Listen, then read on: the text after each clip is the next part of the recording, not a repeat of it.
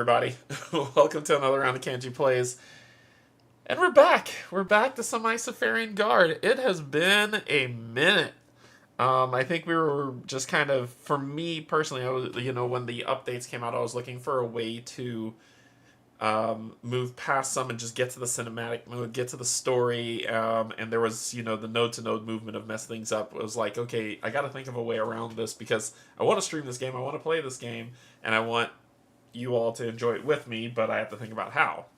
Good thing is I don't, because Eric, over at Sky Kingdom Games, the designer of this game, created a new mode called Cinematic Mode that he released when he announced Veilward, which is the new expansion that's going to be coming out to Isofarian Guard, which is pretty cool. And so we're going to check it out today, see how it shakes up, see how it works, and move forward with it. So, this is actually available right now. You can get it from the Sky Kingdom Games site. You can go on to the Veilward GameFound page, and in the latest update, the download file's in there for you as well.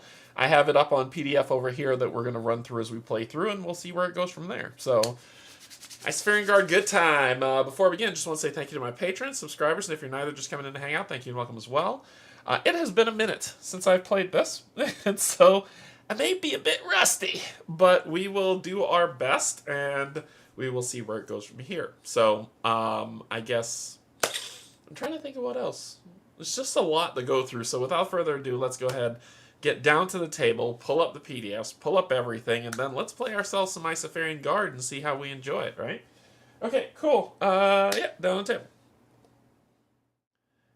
There we go. So, we are still in Campaign 1. I so want to get done with Campaign 1 because there's a character in Campaign 2 that I seriously want to play. And hopefully this will get us there with what we want to do. But we'll talk about kind of how that shakes up.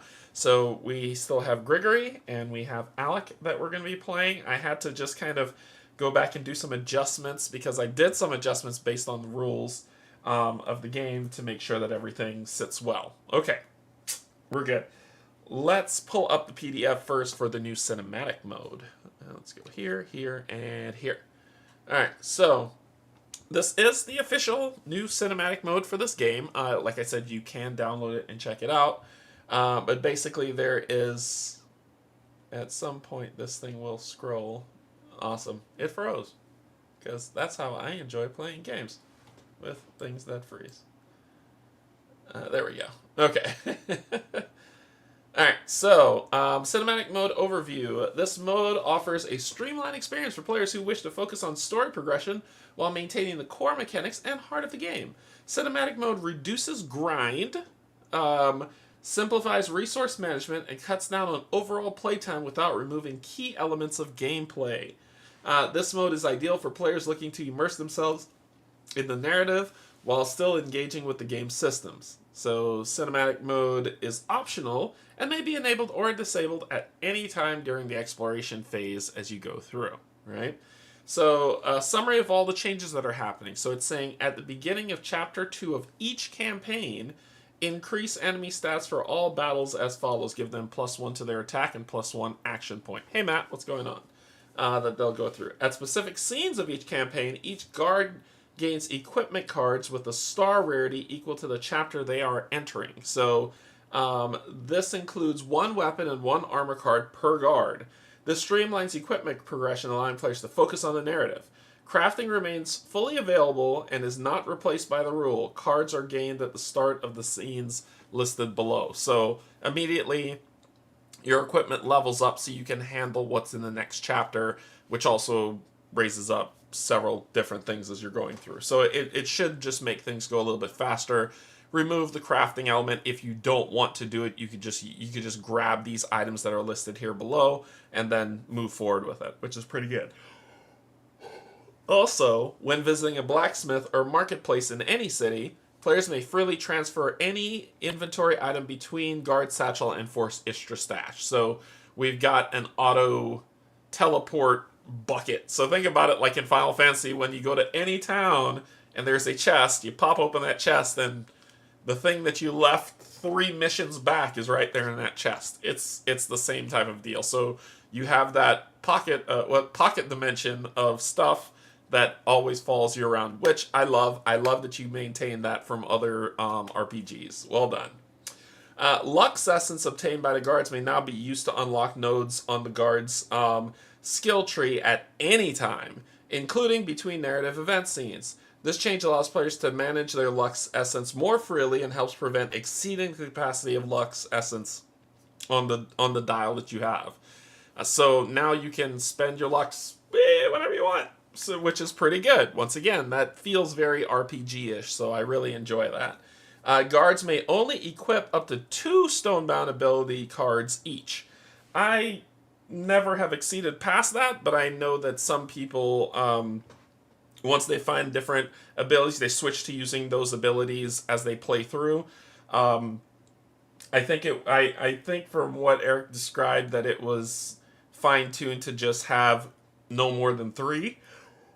Ooh, excuse me. I don't know. Long day at work. But with this specific mode, you get down to 2. Right? So that's what you're going to do. For Gregory and Alex, I'm on Chapter 4. So for me, Gregory will gain the Radiance Blade and the Guard's Armor, which I'll show you.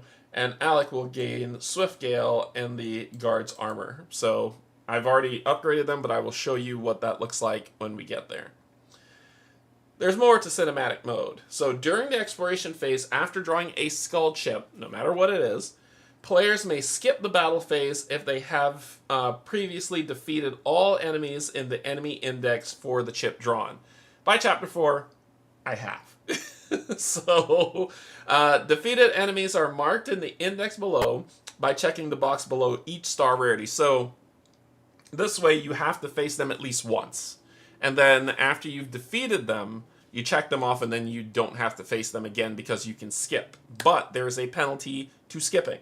So it says when a battle phase is skipped, so remember now there's 3 things in there. You can fight, you can flee, which is the rules that came in the 1.5 rules, which is you expend an AP point, a cube, as you flee. Or you can skip the battle if you fought them before, so you can just move to where you need to go to. But here is the penalty for skipping a battle. Each Guardian loses 1 health per chapter. So we're in Chapter 4. We'll lose 4 health for every single battle that we skip. Each guard adds 1 break chip and 1 weak chip to their chip bag. So now every fight we skip, we will gain 1 break, 1 weak chip, up to 5, which is the max in our bags. For each enemy with Tenebrous in its name, a player draws 1 chip from the event bag. If it's a single chip, each guard gains a freeze chip.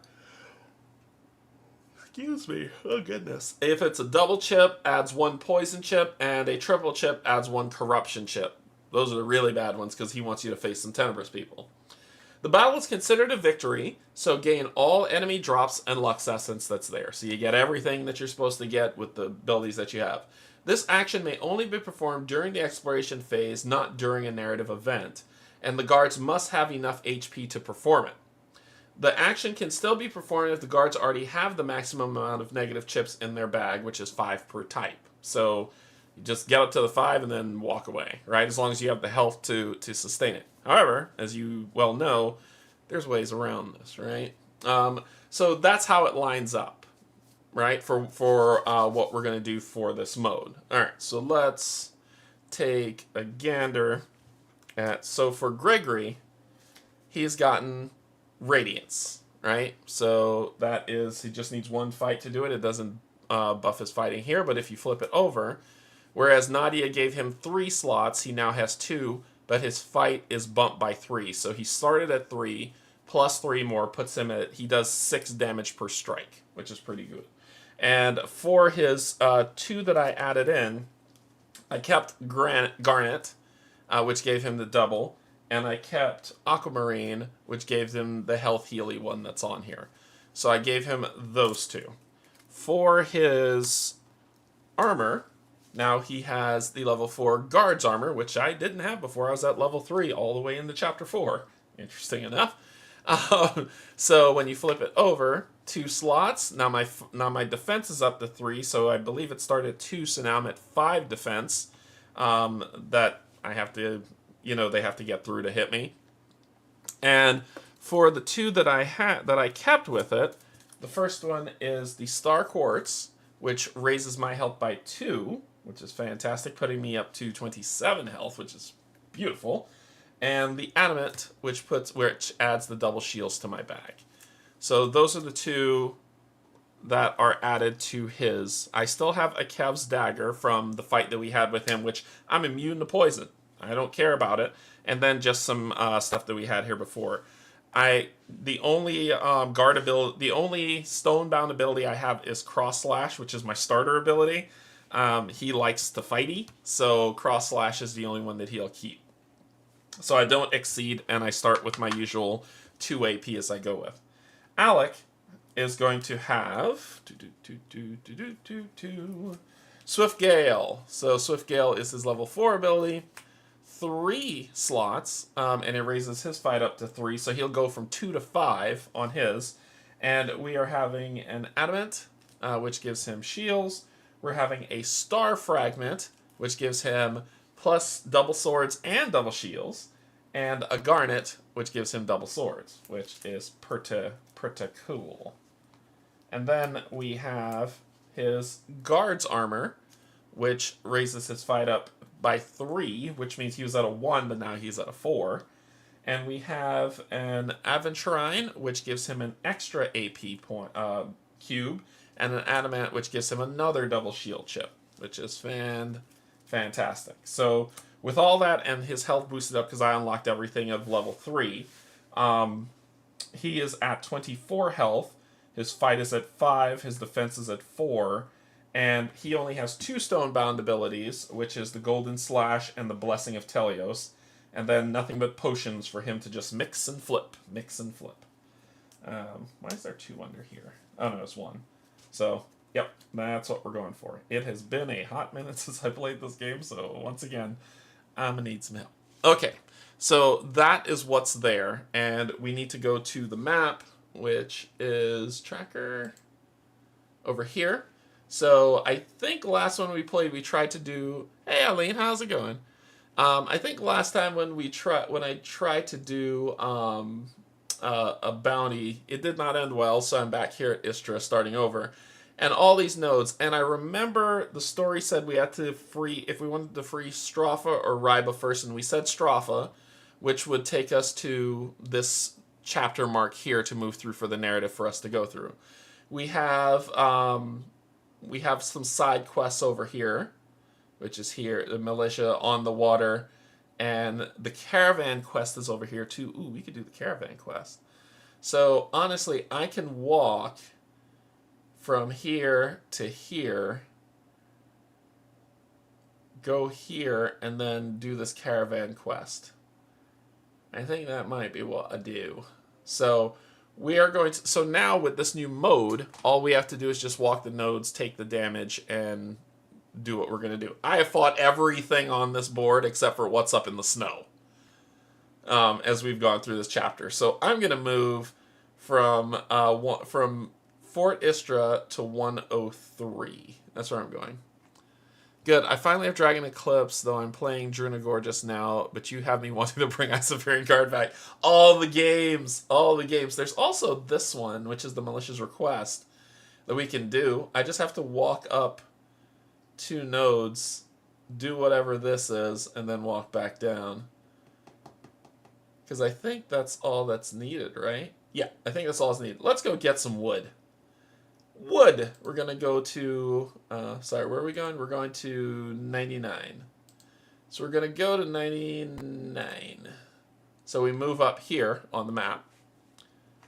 We're going to reach and see what we draw out of the bag. And we pulled a double skull chip, right? So a double skull chip would be... I need to open up 2 of these. Let me duplicate this tab. All right, and then I can close this one and do enemies. And we are on space 99. And we're in chapter 4 on space 99.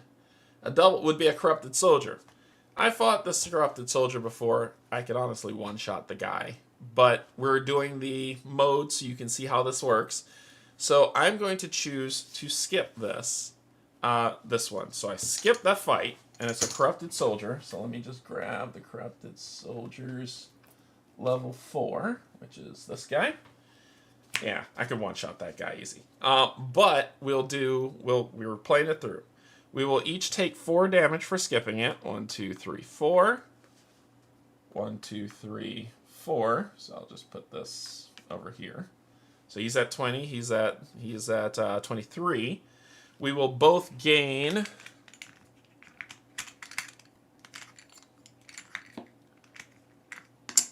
a break and a weaken to each other's bag. And then we gain this. Then we will gain 18 Lux, and this is enemy drop cards acquired for enemies are enemy drop cards acquired from enemies are 2 times the amount. So we're gonna get 2 metal fragments and 18 Lux essence for this fight. So beep, beep, tracker. Nope, not that one. This one, guards. Guards, right? So 18 is what? 80. That's Sil. 18 is 38. So 38 from here. And then we get 2 metal fragments. Cool. So it's 38 and 2 metal fragments. So we'll grab the items, metal fragments.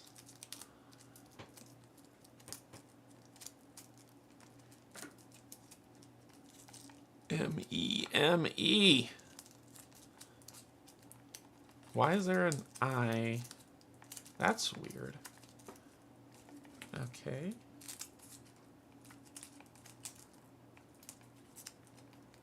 Are these out of order? I think these are out of order. I'm just going to pull up a bunch of them right now. Oh, these are ridiculously out of order. Okay. Enemy drops. Alright, I'll figure those out later.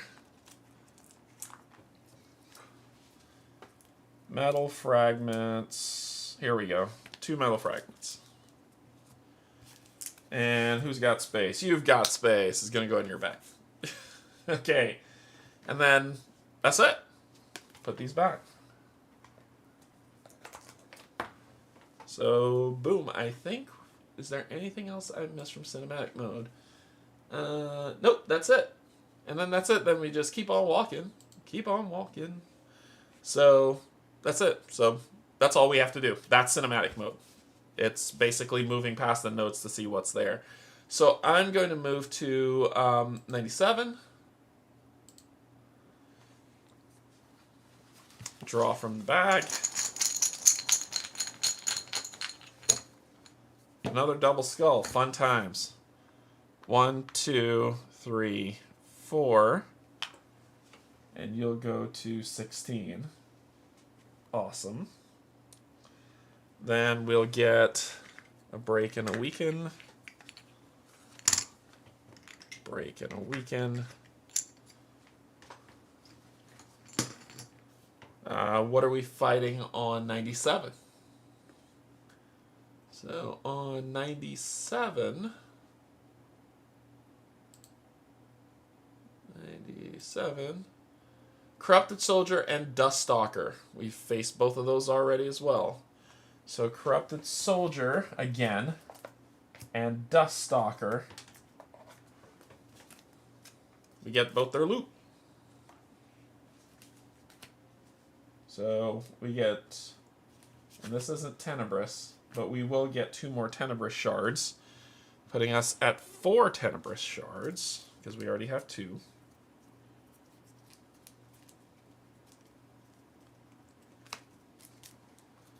We will get 4 Tenebrous shards. 4 metal, so metal fragments are looking pretty pretty good. Why is rough leather back there? Rough leather, spines, toners. Alright, so there should be...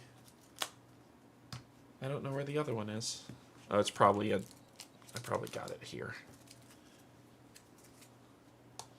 Oop, wrong thing. I probably have it in here, don't I? I should be marking these down and then putting them back. Nope, they're not there. Huh. Those are all the enemy drops. Is it in your backpack? Nope. Is it in your backpack? Yep. Cool. So we have the maximum amount of metal. We got the tenebrous stuff, and we get, and we have another 18 and another 16. So that's what, 34? 34 lux. Tracker. 34 puts us... 34 and 38 puts us at about 72. And I believe it costs to level up 70?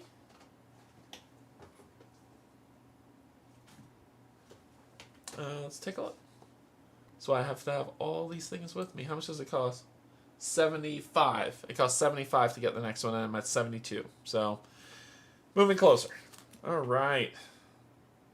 Then let's put back the corrupted soldier and the stalker. I see myself, if I'm going to be doing cinematic mode, I'm just going to make a spreadsheet so I don't have to keep reaching in there. But that goes back in here, and that's it. So we keep on moving. Nope. There. All right, we got a story thing coming up over here. This ought to be interesting. We're going to move to 98. So we're going to go to 98. We don't have to pull from the bag, but there's the malicious request on page 47 of the quest book. So we're going to go to page 47. Or,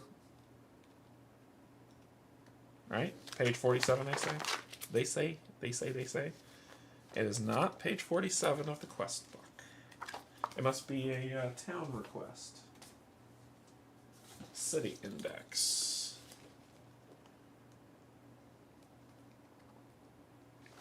I need to read what that says. It says, the malicious request, node 98, page 47.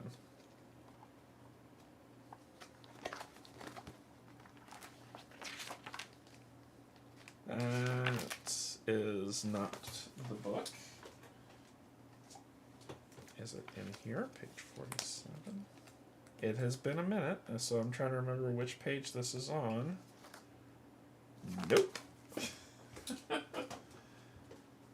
And it's not in the side quest book, which is weird.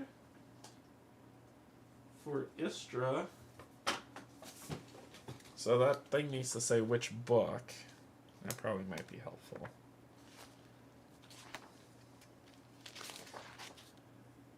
Page 47. Nope, not that one either.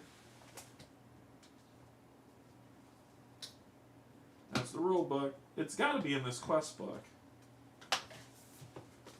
It's got to be in this quest book. Campaign 1, page 4. Okay, so then we just have to find the malicious request.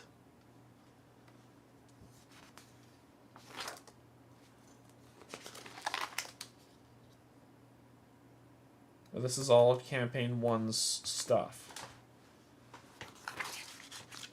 Huh.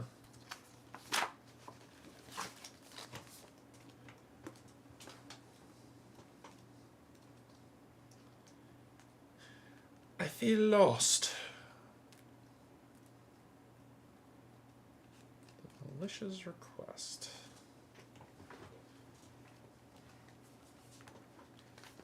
I don't know where it is.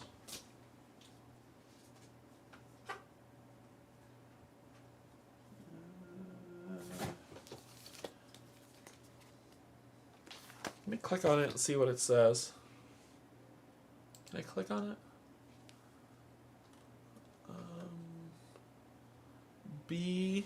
Oh, it's a bounty quest. So it's a bounty. Node 98, so it's a bounty, which means it would be on a city thing. Which means it would be on a city one.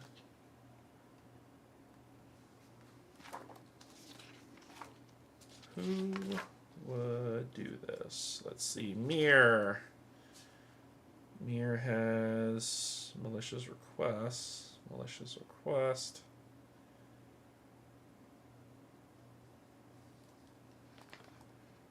Stones, sugar.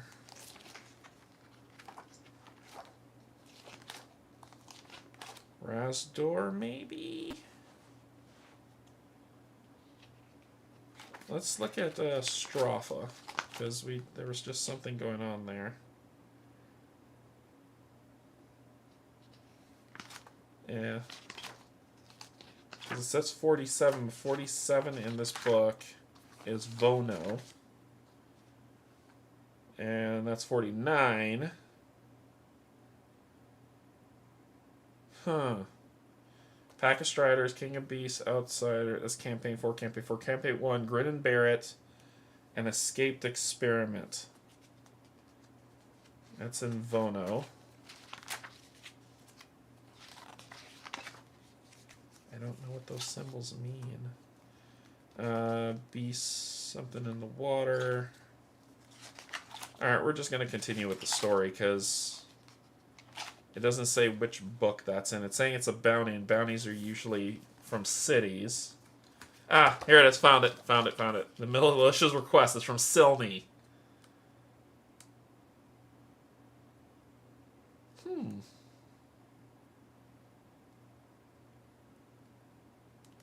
Okay. It's a big fight, and I don't have the health for that type of big fight.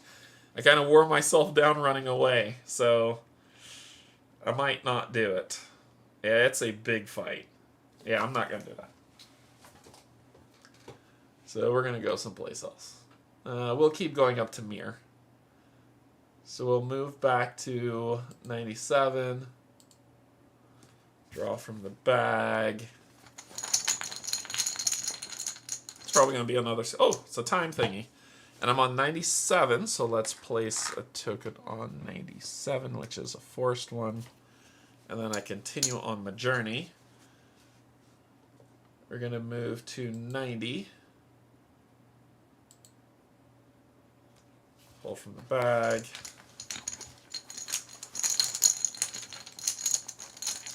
Oh, there we go. Now the compass. On 90. One there. Shove that back in the bag. Okay, we can go to Rasdor and rest up, but we need to get. But we're one away from Rasdor, and we're 2 away from Mir. Let's just keep going to Mir, because we're heading up to Stropha, and then we're going to do the story event. So we're going to go to 83, and then pull from the bag.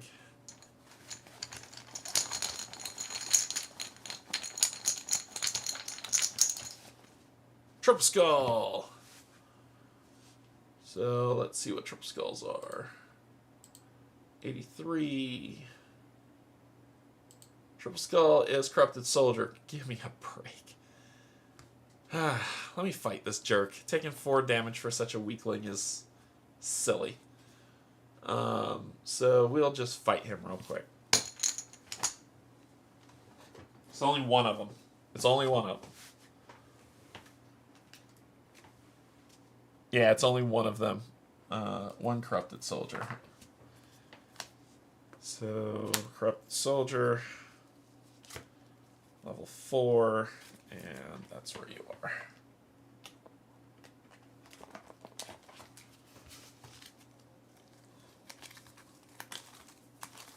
Alright, so he's going to have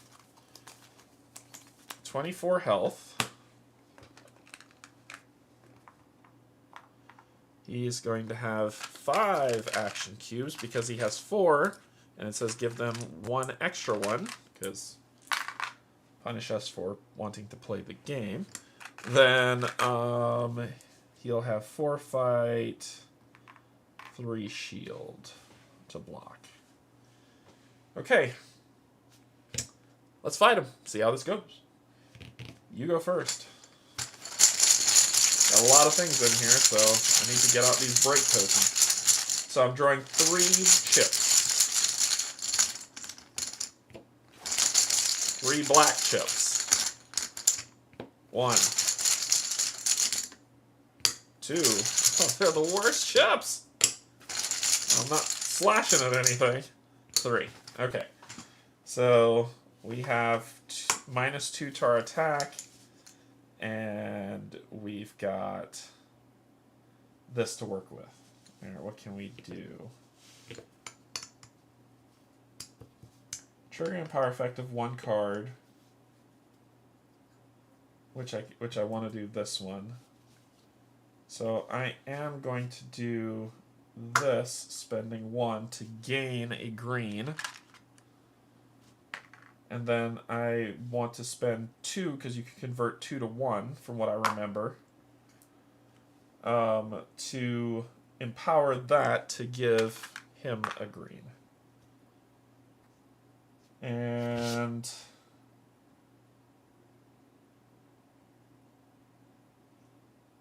remove 1 negative chip from Alex or Ally's bag and add any 2 green chips. I'm going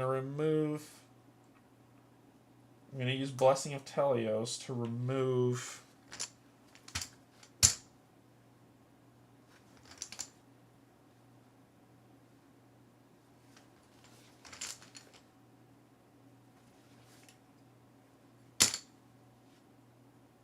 I'll remove this weak fight nonsense out of the bag. And I will give you any 2 greens. We're going sword and board. So sword and shield for greens. And I can attack 1 enemy for +2, which will negate this, which means my attack will be 5. -3, which is 2. It's not going to hurt my feelings. So I'm also going to do Golden Slash. My attack is +2, so my attack is 7. So you'll take 4. 1, 2, 3, 4. So you're down to 20. And you get a poison chip, because that's what I like handing out. Poisoned chips. If I can, there we go. Enjoy that. Hey Jess, my copy of this also has dust on it. I was waiting for the update pack, but never pulled it back out. Then it is Gregory's turn, and I get to draw 3. 1. Stop pulling weak crap out. Come on, 2. -1 shield. 3. Okay. Alright, so I'm going to have -1 shield. So what are we dealing with here? I need to chain something. So I need to flip 1 non-active card. Chain, gain another green. So if I attack here, I'll exhaust the cube. So if I do a stab and then do this, that's the only way to do that. I could do this, draw the next action card for the enemy, which is a dash, which makes him waste 1. Add a fight or a punch to ally's bag.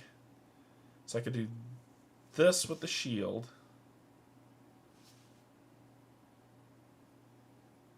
And then I could do this.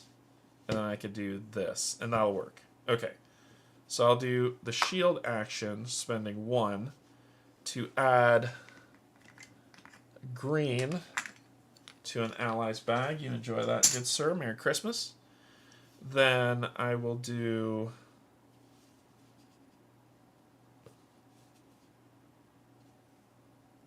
this to add a sword to Gregory's bag and a chain. So I'll add another sword.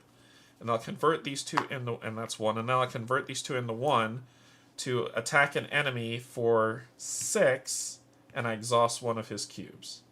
So 6 minus 3, which will just be 3. Sabini. 1, 2, 3, taking him to 17. And that is the end of my turn. It is the enemy's turn at the start of his turn. He's got a poison chip, so he's going to take a damage. Is it 1 damage for poison? Yep. Added by guard or enemy abilities. When drawn or placed, the target immediately loses 1 health. And then he will draw a card, and we'll see what it is. Hey, Silverfear, how's it going? Hello, I started my campaign and unfortunately had to put it away. I need to get back into the table. I didn't even make it to Fort Istra. I watched a lot of your earlier videos. Great entertainment. I'm glad you enjoyed it. Yeah. Right now I'm going through... I think because of the skipping in the cinematic mode, this is where the map on the table needs to happen. So I think going forward, I'll lay out the map. So instead of using the app to walk us around, I'll still track it with the app, but I think the map is a better look. It plays itself better to see. Okay. What are we doing, jerk? What's this jerk doing? Here we go. The person with the highest shield, which would be Gregory, is the target. And I forgot about aggro. Gregory would be the aggro player since he attacked him last. So Gregory would be the aggro player. Completely forgot about aggro. Attack. Critical strike. Spend 2 cubes plus 4 if deals damage, draw another card. Okay, so he's going to spend 2 cubes to attack plus 4. So your attack is 8. My shield is 5. Minus 1, 4. So I'm going to take 4 damage. 1, 2, 3, 4. And because he did attack, I get to draw... Because it did deal damage, I draw another card. So everybody, he's going to spend 2, and he's going to put some bad things in the target's bag, but he doesn't have another to spend, so he's just going to spend the 2. So he'll spend his 2, and he'll put... What is it? Oh, it's the bad ones, isn't it? Yeah, it's the red ones. This one. And what's the other? The misty looky thingy bobber stuff. That's a skull. Skulls are bad. Skulls are bad, man. Oh, let's see this one. Alright, so what are we looking at? The top one, this purple one here, is Corruption. When drawn, prevents the guard from using guard abilities until the end of the round. And the bottom one is a Seal Chip. When drawn, prevents the guard from using stone-bound abilities. Cool! So I could have a complete waste of round. Awesome! Alright, that ends their turn. This chip is discarded.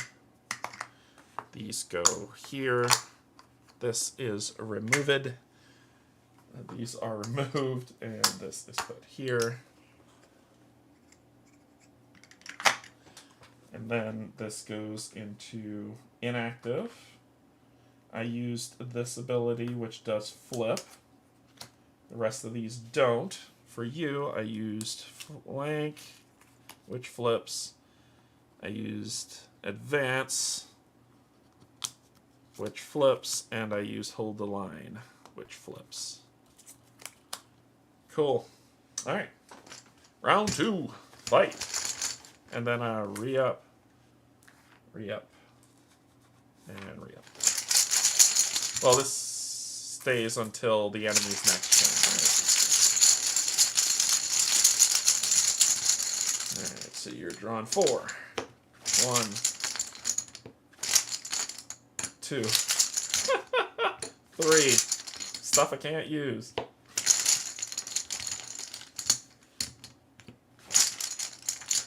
4. Okay. Alright. Shields are terrible again, but we got some more options this time.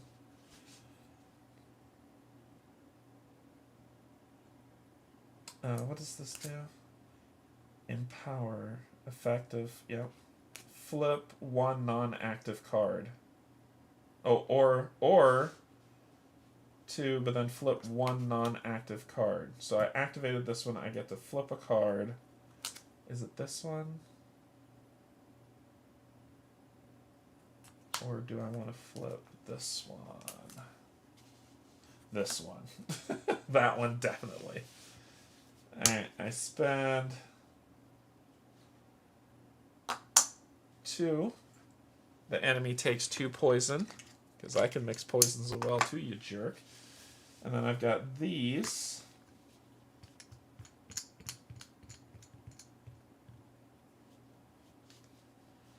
Let me use this golden slash. So I attack the enemy, one enemy for +2, so I'm attacking the enemy for 7. -3 is 4. 1, 2, 3, 4. And then I give it another poison. And man, if I can empower, that would be incredible. I don't have 2 swords to activate my other ability to flip stuff. But I can do this. I can attack for 5. It'll be 2 damage, but you know what? 2 damage better than no damage. And this will get wasted. Nope, let's do this. That and that for 1. I'll gain another green. And that's it.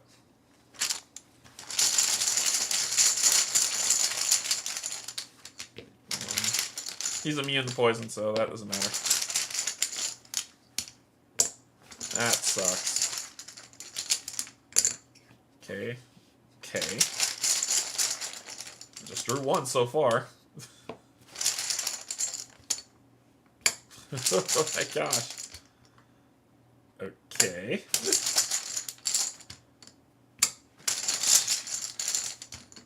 Two. I have other things in here.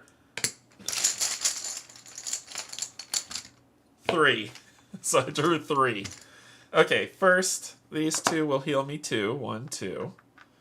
Poison, I don't care about. Poison doesn't bother me.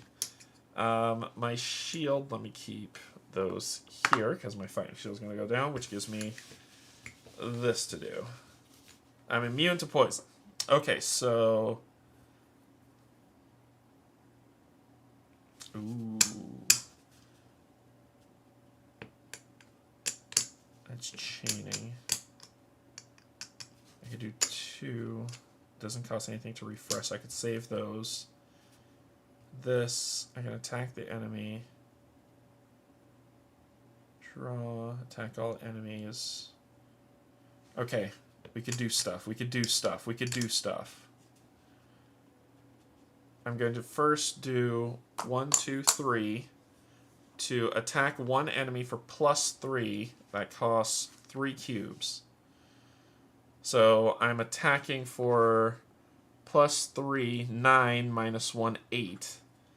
8 minus 3, 5. 1, 2, 3, 4, 5. So that's just 7 health left.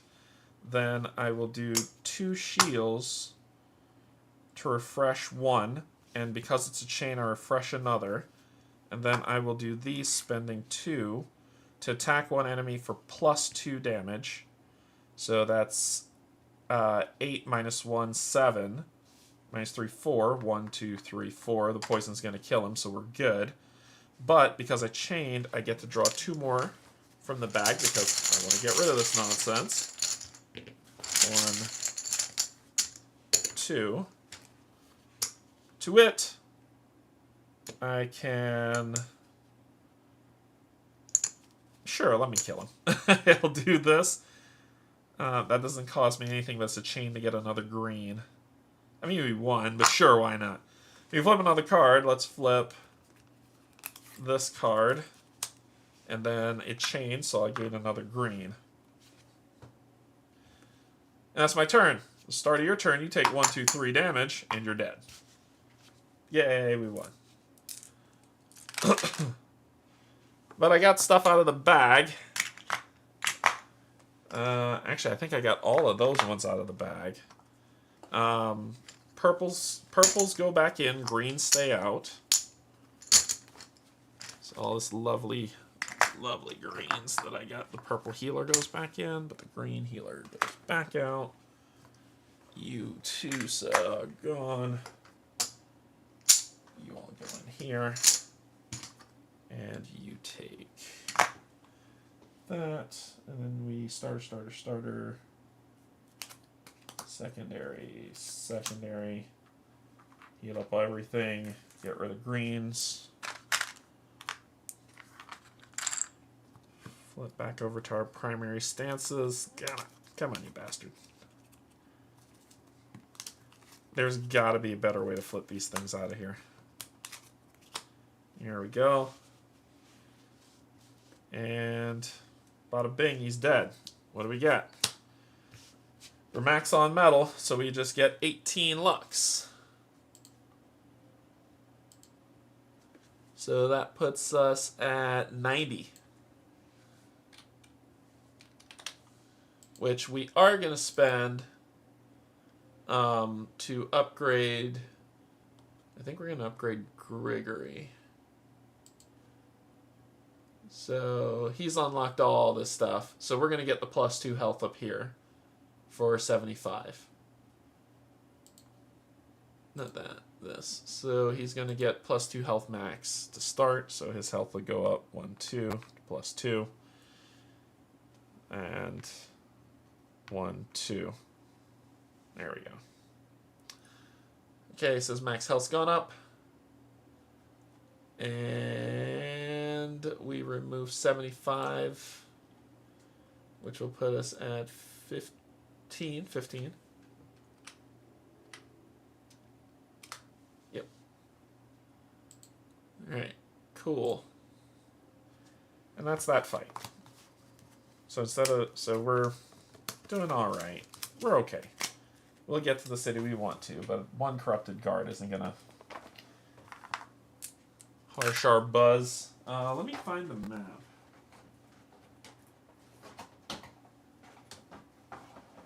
Because I think we're gonna have to start playing with this on the board if we're using this new mode.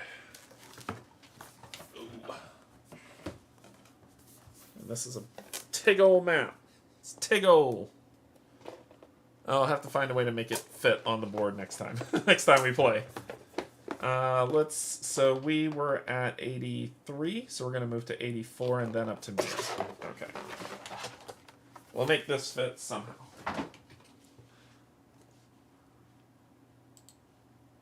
So we're moving to 84. And pulling from the bag.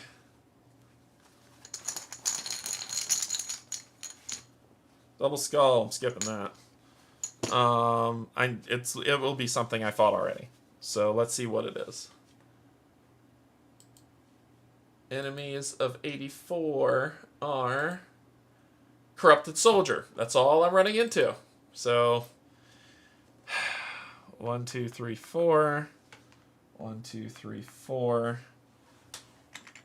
Gain 1 and 1. That's all I'm pulling. It's just corrupted soldiers left and right. In the bag, 1 in the bag, and we'll gain 18 more because now I'm memorizing how much they're doing to me. So I go up to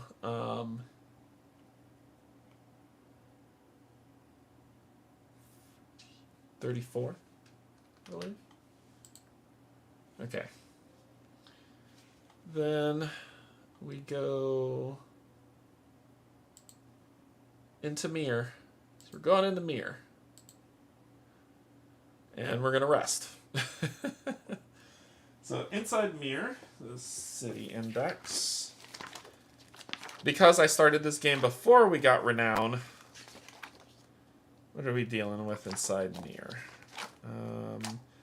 It costs 15 sil to sleep. Yeah? Rest at the end.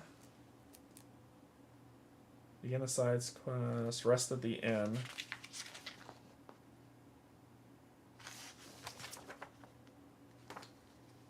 Enemy's turn, clean up into battle. Guard's turn, retreat. So we'll pay our 15 because we have a bunch. We have 69 sil. We'll pay 15. Going to 54. And then we will inns. Alright, so and in resting, inns charge a fee to rest. When it's paid by sil resting, the guard's HP and AP is restored back to their maximum value.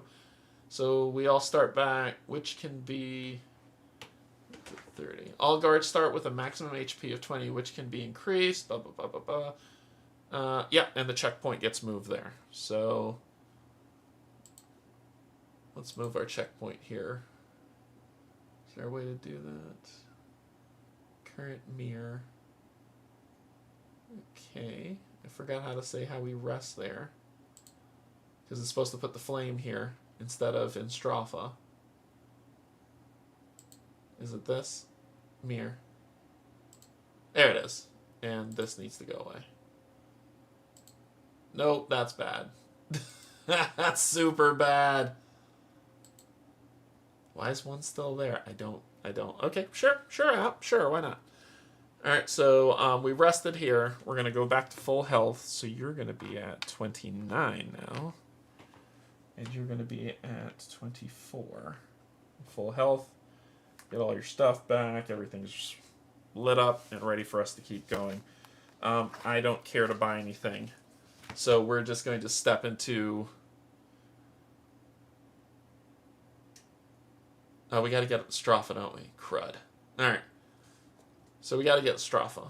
Stropha is 2, 3, 1, 2 up. So we're going to go out of Mir up to 61. Yeah, I really need to get the map out on the board. This back and forth is going to drive me nuts.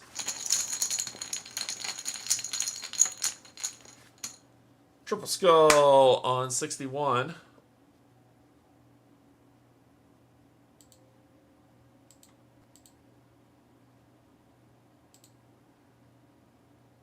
Triple Skull. A corrupted frickin' soldier. Are you kidding me?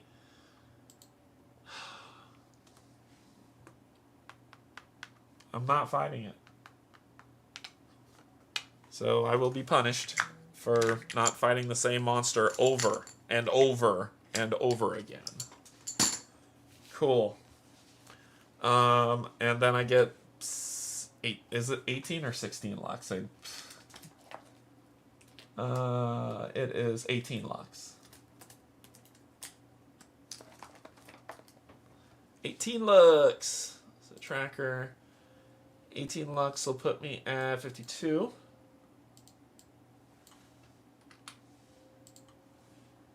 And while I was at the end, I needed to dump stuff. So I'm going to dump stuff.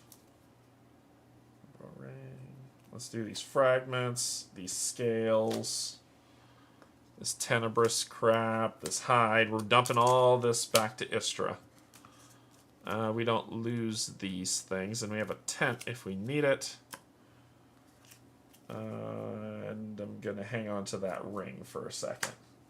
So we're gonna put all these back at Istra while we were there, and then we skip. We took the damage. We left. We're done. Okay. Our next move up is going to be to 53.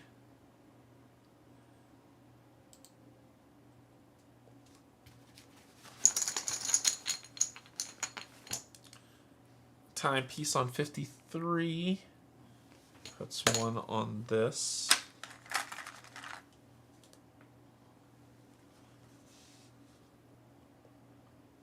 And then we move into Stropha.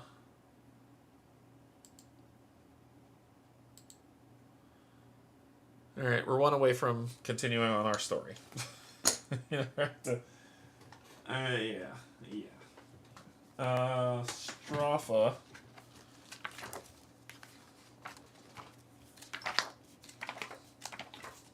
What page is Stropha on? 38.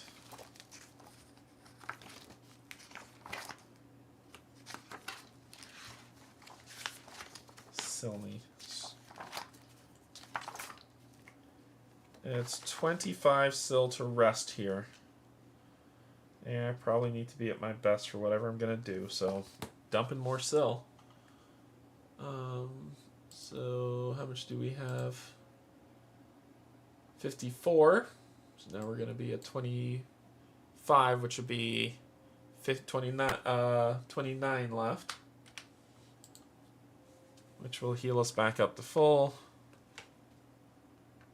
And we're ready to fight for whatever's going to happen for this story. Alright, let's get on with our story, finally. So, we're going to move here to the bridge. Okay, so let's move to 57. And if I remember for exploration, travel between nodes, battle against enemies, complete a field event, begin a narrative event. So, we got to pull. So, probably going to take damage. Who knows? Double skull on 57. I will be augmenting some of these rules. A seer assassin, which I fought. That was the first one I fought in this game, which is a seer assassin. I bet you that's the masked one, right? Seer assassin. Yep, it's the masked one that I fought first in the game. Nope, skill. And actually, no, I haven't fought these ones yet. Interesting. I haven't fought them at level 4. So I don't get to skip them. I have to fight them at level 4. I have not fought a seer assassin yet. And it's just one of them that has shown his face. So we're going to fight this guy. He's going to be 21 health. He'll have +1 attack, so he'll be at 6 attack, and his defense is 3. And he's going to have 4 action cubes, and he does not ambush me. Alright.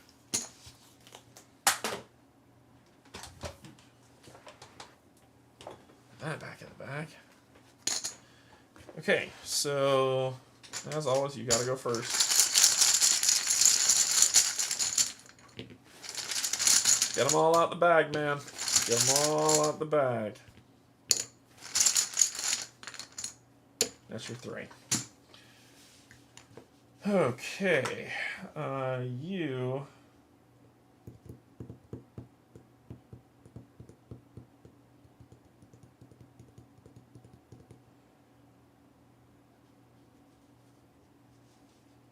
Get a shield and sword.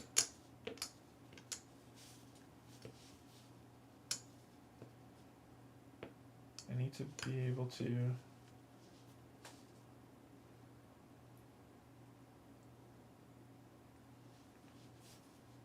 I need more than this to do what I want to do. So we'll do this and this as a conversion to gain a green.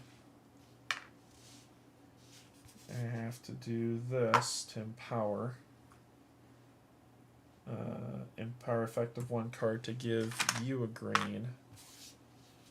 And then I'll just swing at you, because that's fun. I'll just attack you for 5. -3, 2. 1, 2.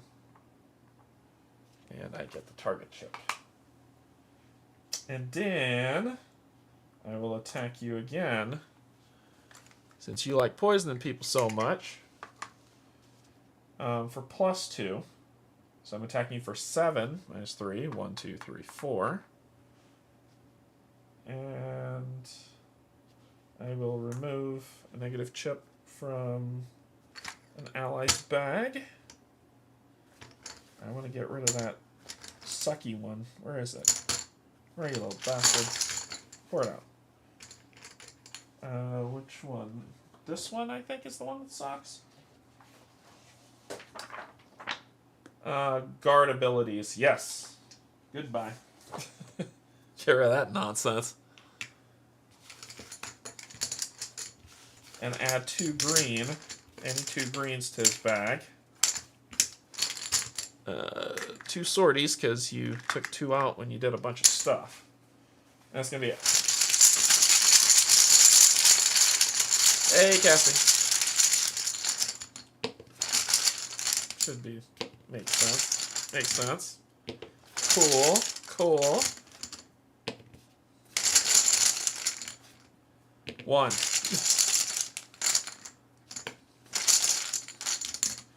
2. 3. So my fight sucks this round. I cannot use, so I'll just throw that there because it's. I believe that means I can't use any stone-bound abilities. Yep, that's correct. My stone-bound ability shut off, and I don't care about that because I'm immune. All right, so we can stabby, but it's going to be -2, so it'll be out of 4. So I'm just going to be doing 1 damage this round. But exhausting cubes is the name of the game, right? Oh, you're supposed to have 5, not 4, because the game wants to be hard. Let's do this for 1, which will add another one of these to my bag. Then we'll do this for 1. I'll attack an enemy for 4. But it exhausts a cube. We'll then do these 2 for the last one, which flip a non-active card and gain, because it's a chain, I gain a green. And that's it. Alright, fun guy, what you got? And since I attacked you, I'll take that token. I want you to aim for me. I want it. I want all that destruction. Alright, what do you got? Person with poison in the bag, which would be Gregory. Well, it's not in his bag anymore, but he is the aggro player. You're going to spend 2 to dash, discard 2 random chips from the bag, you're going to attack +1, and then you're going to draw another card. Okay, so you're going to spend 2 to attack me for 7, -5.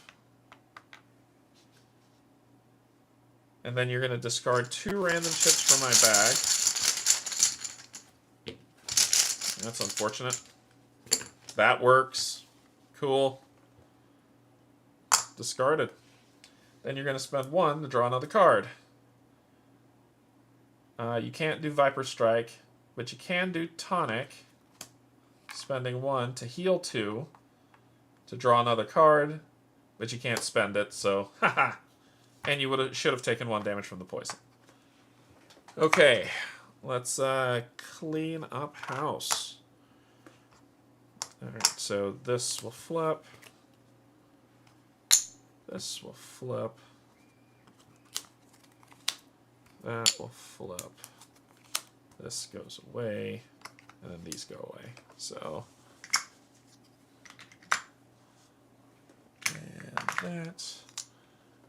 This goes back there. This goes away. Just lost. Those go there.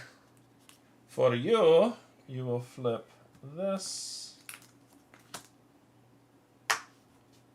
This goes here. This goes here. This goes. These go away. Okay. Let's go. You get those back, so you get 4. Ooh, that sucks. Cool, I can't do anything this round. Because this shuts this down. I've used them. Sorry, this. And this says guard abilities are shut down. Fun turn. Cool. Fun turn. Let's see. When drawn, prevents guards from using guard ability cards until the end of the round. These are my guard ability cards. When drawn, prevents guards from using stonebound abilities until the end of the turn. Cool. Fun turn, I'm done. You get to draw 4.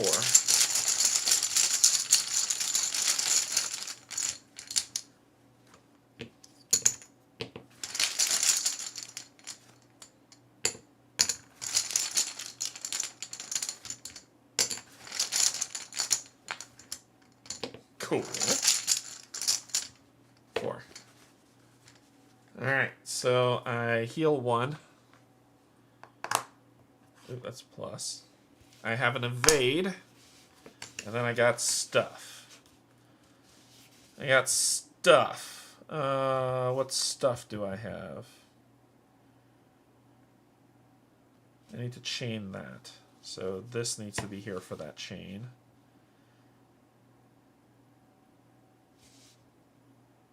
Ooh, a day's token to him would be cool. The refresh would be nice with the double shield. So that makes sense there. That makes sense there. So I need those two to chain. I would love for this to chain, which means you're my kickoff. So I'm going to kick off to do this, spending 1 to add a sword and shield to my bag. Then I will do this, spending 2 to attack for +2.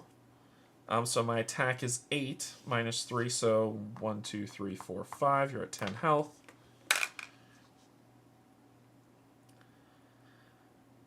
I'll keep the aggro token, and because it chained, I draw 2 chips from a bag. 1. That's a good chip to draw. 2. Then I'll do this for no coster to refresh 1, and because it's a chain, I refresh another. Well, it should be that. People will be picky. Then I will do this to attack for +1, 7. So this should knock you to 2, 3, 4, 5, 6 to 3. And I get to hit you with some lovely the Haymaker, which is a stun. So you would, if you had any green, they'd be gone. But I'm not done yet. I am going to spend this to attack all enemies for another 7, killing you. Goodbye. You suck. Before I do that, I'll spend this to do 2 to add an evasion. A green one. Where are you? To my bag. And it chained, I add a +1 shield to an ally's bag. Then I do that and kill you. And we won. Yay! I get, it says enemy drops. So I get 20 Syl and 18 Lux Essence. So, tracker, 20 Syl putting me at 49. And 18 putting me at 70. And you're dead. Now that I fought you, I never have to fight you again. So, Seer's Assassin. And then we can get to the story, where we're meant to go to. All of these go back in here. Same with you. Lose those 2. And these are gone. Let's go back in here. This is a red. I don't think reds go away. No, reds go away. Purples don't go away. Yeah, reds are discarded. Purples are not. Cool. I'll remove it from my bag in due time. And then you will lose this. These will refresh. Flip you back to your primary sides. Gregory's a hard hitter, man. Cool. Okay. Ready to party. So now we can play the story. So we're at Vilka Bridge in the story. And we've got foreteller audio for this bad boy. So let's pull that up.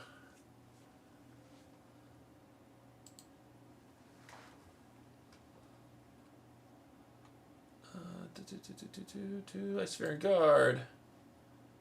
No. Campaign slot, sure. And we're at campaign 1. God Lord, chapter 4. And we're at 4-2. Alright, here we go. Oh, let me make sure I have this set properly or else you won't hear a thing. Yep, didn't have it set properly. As I said, here we go. As you reach the bridge just east of Stropha, you see a small merchant vessel making its way downriver. You hail its crew, and they stop to greet you. The captain, a stout woman with a face as wrinkled and worn as an old map, introduces herself as Branya. Learning that you are in need of safe passage into town, she demands an enormous sum and seems little interested in haggling. River traffic is tightly controlled by the Circle of Seers. A month ago, that wouldn't have bothered me. But these days, even the Seers are acting strangely. They harass ships for no reason. And they don't bother to arrest smugglers. They execute them. I can meet your price, but I won't pay you until we arrive safely in Stropha. What sort of fool do you take me for? You lock eyes with the captain. You have my word that you will be paid in full. The word of a stranger doesn't mean much to me.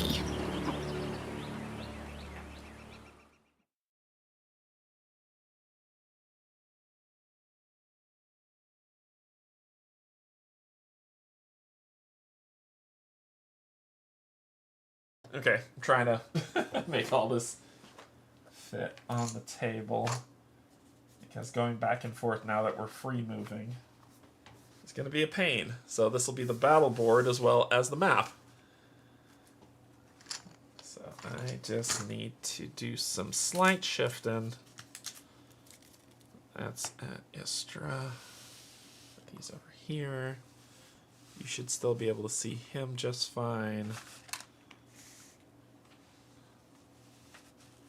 Over, move this over. Come on, there we go. And we'll get Alec back in the mix. There we go. All right. Pick this up. Put this over here. Okay, so I need to pay her 50 sil. I have 49. Cool. All right, so let me find a marker to mark where we are.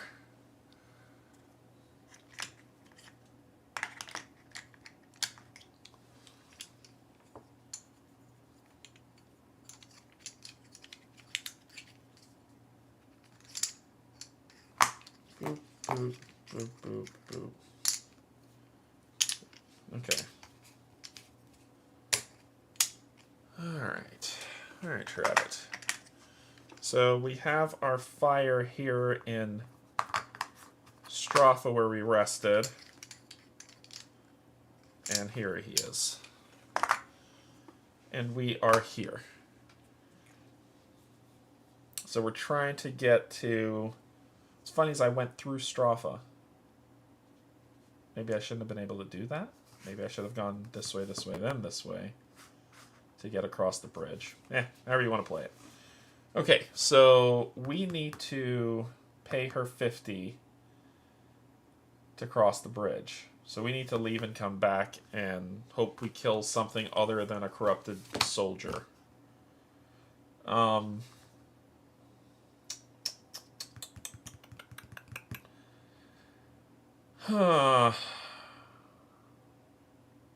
He's rested in Mir, not Stropha. Let's just say we couldn't get to it. I don't freaking know why it's blocked. But we'll move to 62 and see what's in 62, or if there's... We're going to draw this, as long as it's not a stupid corrupted soldier. It's a skull. A skull in 62. a Dust Stalker. We fought that 10 billion times. So 1, 2, 3, 4. 1, 2, 3, 4. Boom, boom. Go in your bag. Boom, boom. To go in this bag. And the level 4... We fought a level 4 Dust Stalker.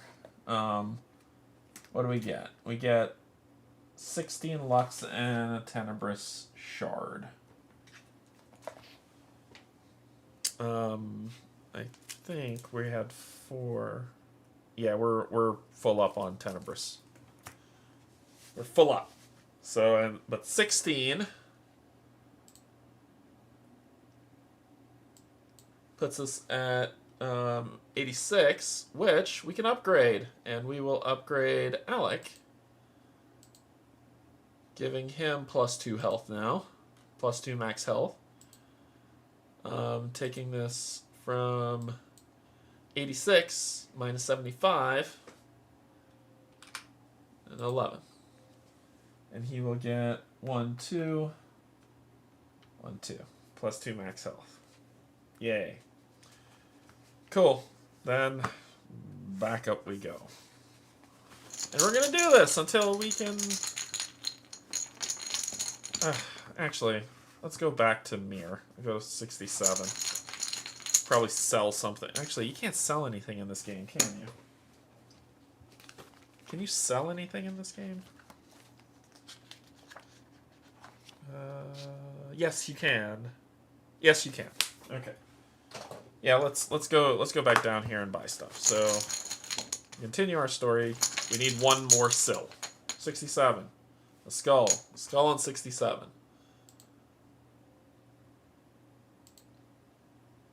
A Tenebrous Strider, we're fighting it. And it has, it got the jump on us. I'm not adding anything worse to this. Tenebrous Strider, level 4.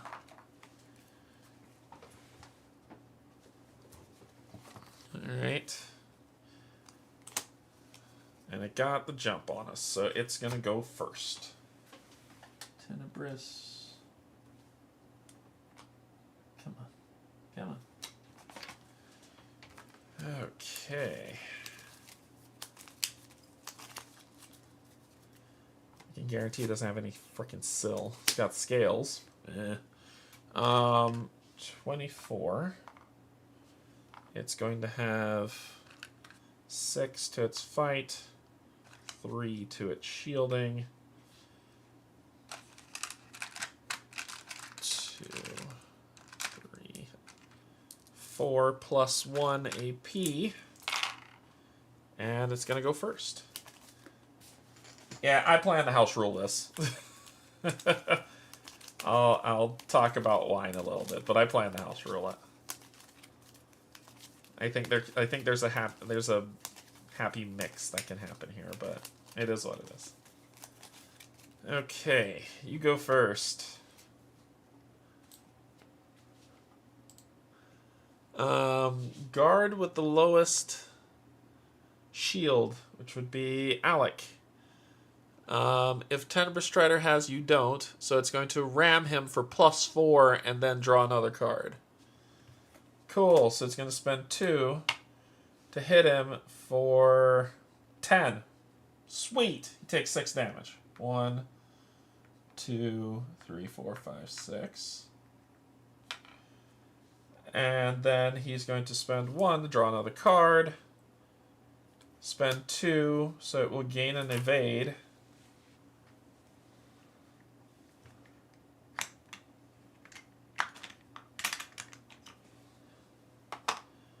And draw another card, to which it can't do anything. Okay. Hey, it's your turn, bud. You are going to draw 3. Get those bad things out the bag. 1, 2, there we go. That's it. 2. Let's get all of them out. 3. Okay. So these two cancel each other out. I'm not, and this is if I'm punching anything. And I'll just put these here because they cancel each other out. Okay. Well, my punch is -2, so my punch is a nice 3. This will put me back at a 5. He has evade. And evade says, when active, the next attack performed, the target misses, but still counts as an attack. Okay.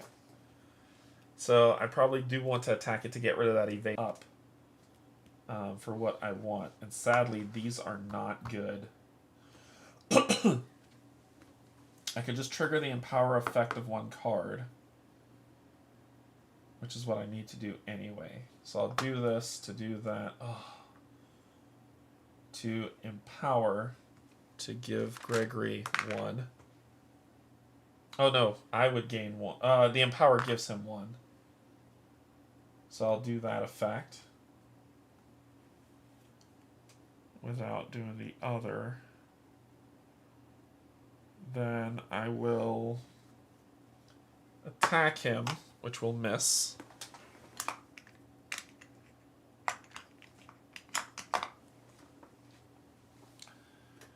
Then let's attack him again for +2. This time -2, so it's just a straight 5. 1, 2, but you get a poison chip. A poisoned chip. Purple.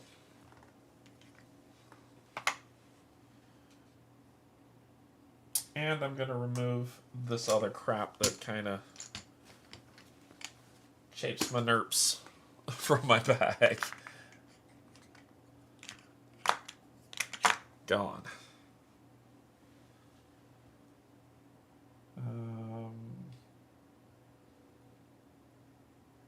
And I get to add 2 greens. Well, I'll give myself a 1/1.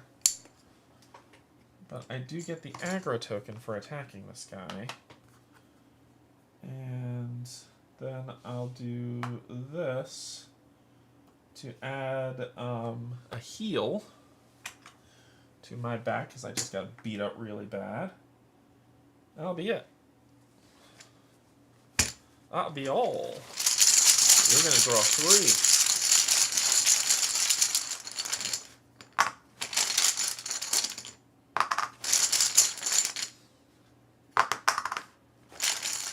Not there yet. I'm full of fun. Okay. 1. 2, 3. Okay, first, I heal for 1. I ignore those, because those are pointless. My shield is down to 1, but then I got some options. Okay, what are my options? My options are the same thing I did last time. Do this. Attack him and exhaust the cube. Those two go together. Do this to flip a card. He doesn't have any of those. Is flipping this one worth it? That's refreshing. I'm not there. Ooh.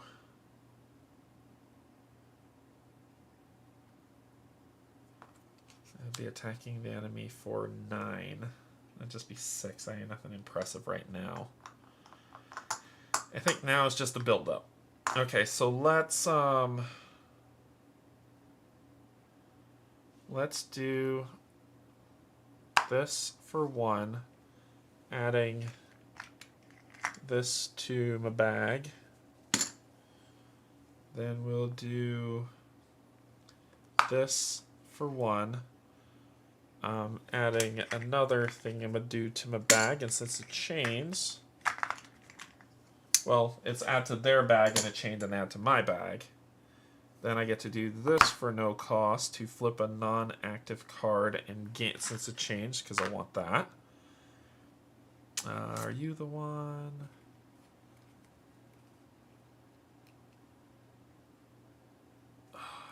Not yet. I'm going to flip that. Then I'm going to attack you for +1, so I'm attacking for 7, so 4. 1, 2, 3, 4.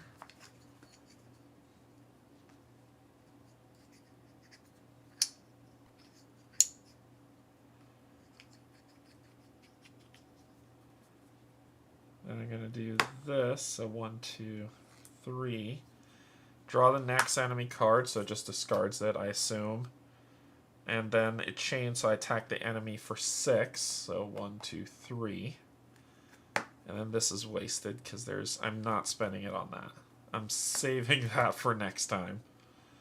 And that'll be it. So the enemy's turn.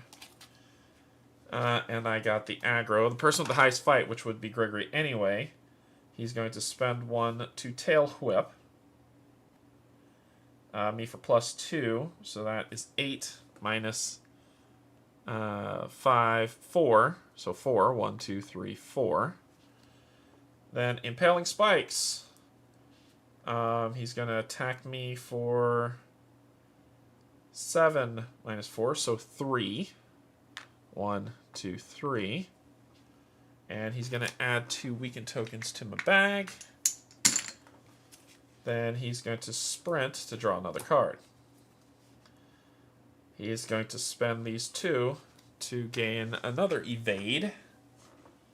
Oh, and he would have taken a damage from the poison. And then draw another card. But he's out of money. Alright, this will go away from him. This goes away from me. That goes away. This flips, this flips, this flips, this flips. All of it flips. This goes here, this goes here. This is exhausted. Back up. This will flip. And the rest is exhausted.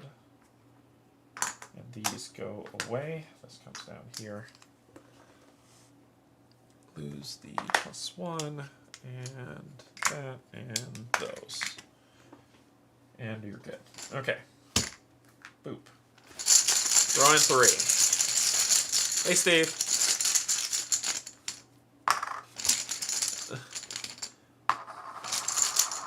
Okay. 1.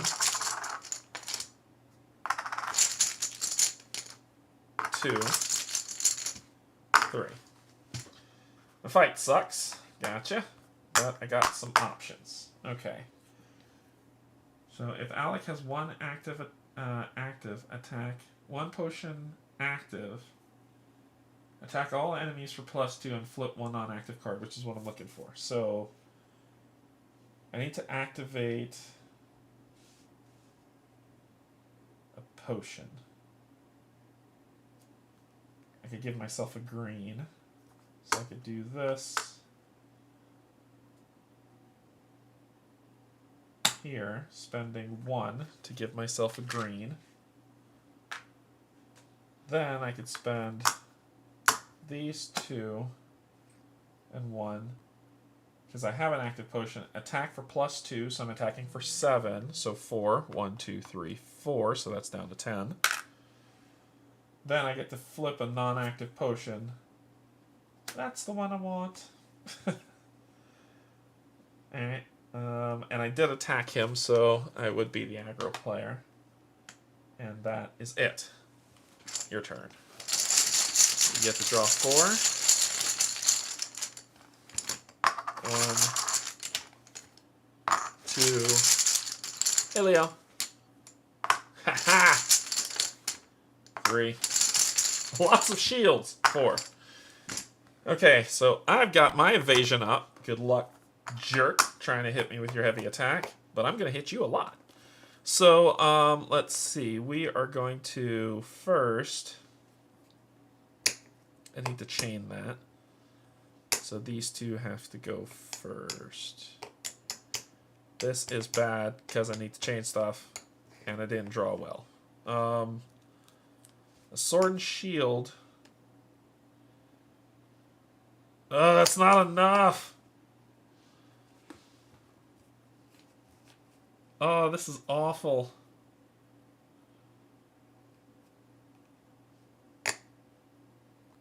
I want to trigger this, but I can't. I can. It will just be a waste. But let's do it anyway. I'm going to spend these 2 to refresh 1. There's nothing to refresh. So it'll just be wasted. However, I want to do this to spend 2 to attack +2 and draw 2 more chips. So I'm going to attack +2. So I'm attacking at 8 minus 3, which is just going to be 5. 1, 2, 3, 4, 5. And then I draw 2 more chips.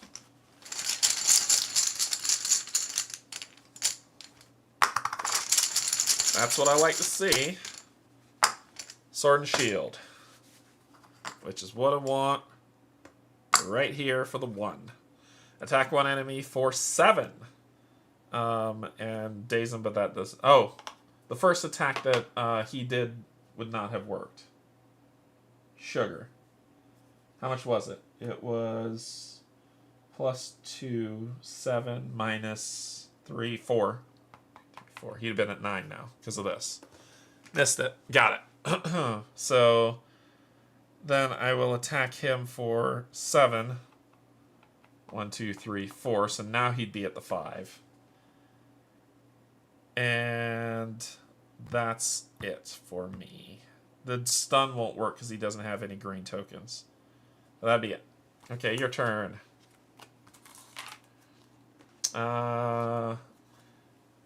Highest amount of cubes were equal. Aggro player, which would be you. You are going to do this. Wow. He steals one of these and this from me. Then he's going to draw another card. Awesome. Awesome card. Thank you. Cool. Amazing. Everything I wanted in a game. Then he's going to spend 2 to gain another one. And then spend 1 to draw another card.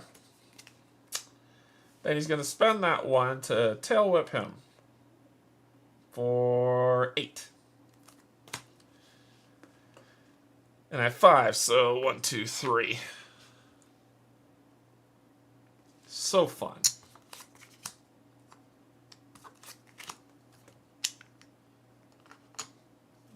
That. So shield. This flips. And the rest just go away.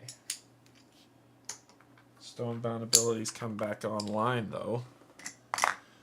Alright, let's kill this nerd.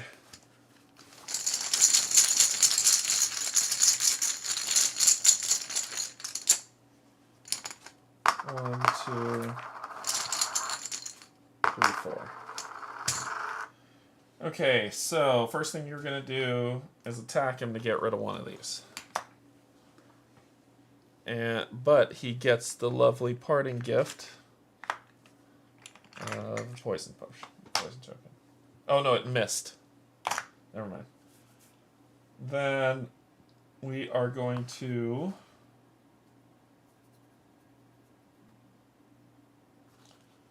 do this with 2 to add 2 poisons to you, good sir.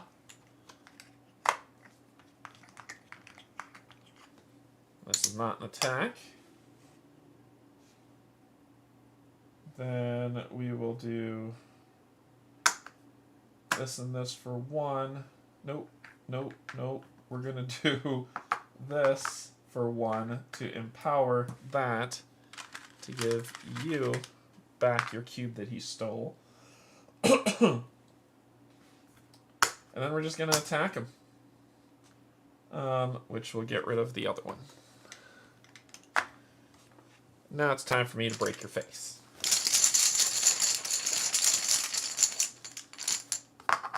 1, 2, 3.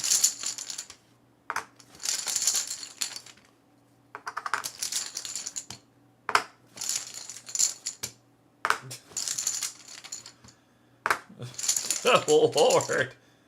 Cool. Hey, get them all out of the bag. Get them all out of the bag. So my shield is trash, and I'm doing -1 damage. I will heal for 1. I will gain evasion. And we're going to be doing 5 damage innately. Cool. 3. We're doing 9 damage now, -1, 8. Bye. Enough of this foolishness. Alright. We won. We gain scales. I think I'm full up on scales. Yep. Got all the scales in the world. And we gain 16 Lux Essence. So that puts us at 27.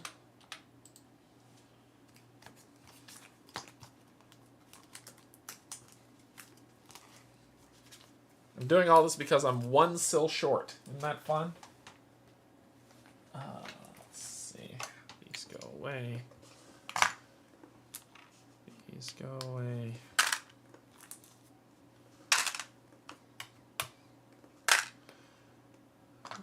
All this goes away. And these two. All this lovely purple goes back into the bag.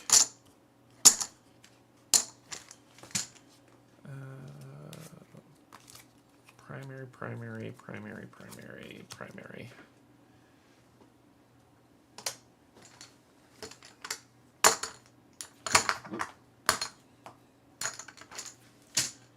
These are back, and you are primary. You need to go back over here, and you go away. Cool. Back to mirror. Okay, so mirror is 6. I don't know what that means. 15 the rest, so we'll spend 15 of our 49, taking us to 35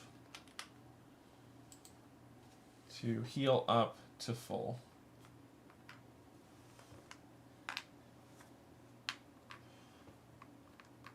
Cool. Then we're gonna sell some crap because we're 1 sil short. So we'll dig into our bag of holding, and what do we got? What do we got in our stash?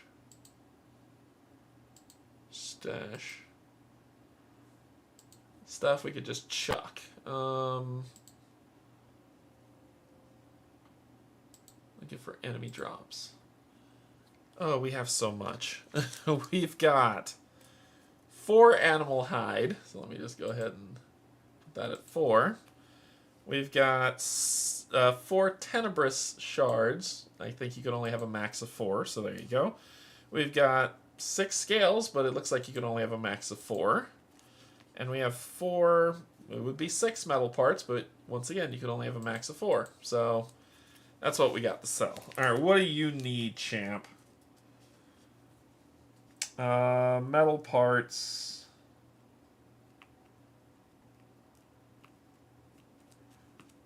Y'all don't buy crafting materials. Y'all buy things. Y'all buy stupid little things. Y'all buy equipment. Y'all don't buy that stuff. So what equipment do we have that we can trash? We have a guard's tunic. We have a guard's cuirass. You're not buying that. We have a journeyman attire. We've got woven spine armor. You will buy that. Sold for 15. Putting us at 45, and we actually have 45 in the in our stash. We're gonna take out. We'll take out 20 of it, leaving it at 25. To make ourselves 50. Oh, come on. To make ourselves, we had 35, so now we're at 60, which is enough to do what we need to do. Cool. Done. Let's get the hell out of here. Alright, back we go. 67. Pull from the bag. Time to sell some stuff. I forgot they don't sell crafting materials. I don't know why, but they don't. No one wants crafting materials. So this is, we're going to 76. 76 is here. Then we'll move... Oh, not 76, sorry, 67 is where we went. We went 67. Then we're going to 62. Oh, we got our first event. Clear these. Draw our event. Alright. A man stands before a giant tent and yells to everyone in shouting distance. The unstoppable force meets the immovable object. The age-old question of which will prevail, answered before your very eyes. He grabs hold of you and all but shoves you into the tent. In the center of the tent sits a large boulder. A boulder is suspended above the first by a complex system of scaffolding, pulleys, and ropes. What will your wager be then? Asked the man. Bet 10 sil on the unstoppable force, which luckily I grabbed enough that I could do this. Bet 10 sil on the immovable object. Refuse to bet because gambling is wrong and you're poor. Return this card to the...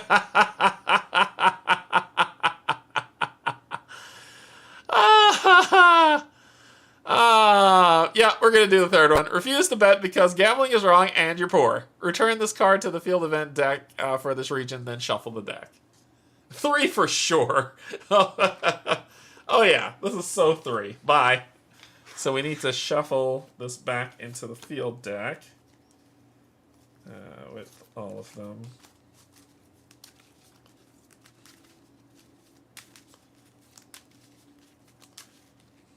Good lord, we don't want to do that. Alright, shuffle. Cool. Then we hit 57 and pull a skull on 57. Enemies on 57. Son of a biscuit!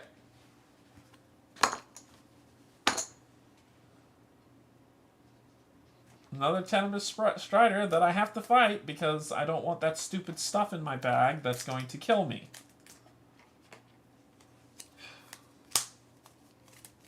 I will be homebrewing a lot of this. I said that before and I'm saying it again.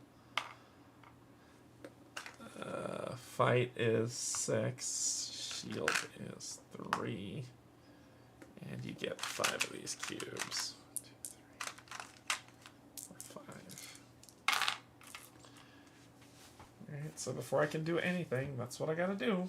Because that's part of the rules. Okay, so... Did he jump us? I can't even remember. What am I on? 57. No, he didn't. Okay, so you're up first.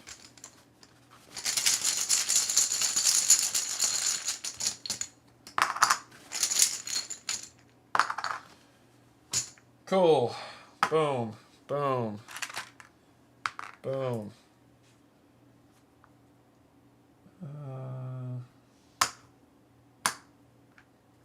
Dupe. Dupe. Dupe. So I'm attacking him for 7. So 1, 2, 3, 4. So you're at 20. Since I attacked, I get this. And let's grab some crap out of your bag. What negative crap do you have in your bag that you care about? I think we got all the junk out already. I think. So we'll get rid of poison. Doesn't matter, but let's do that. Okay. Your turn. You get 3 as well.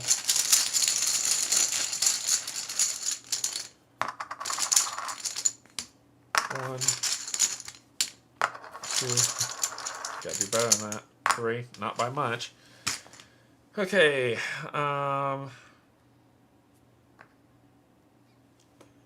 this for 1 to add one of these to my bag.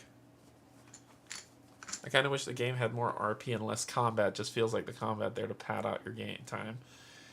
I got thoughts on that. Do that to flip this card and gain a green. Then do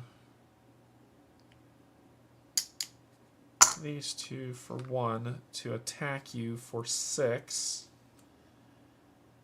So just 3. 1, 2, 3, and exhaust one of those silly things that you have there. Alright. Well, I'm doing cinematic mode, which removes some of them. It's just, if I don't fight this, I can get things in my bag that will wreck me. So I'm forced to fight this Tenebrous Strider.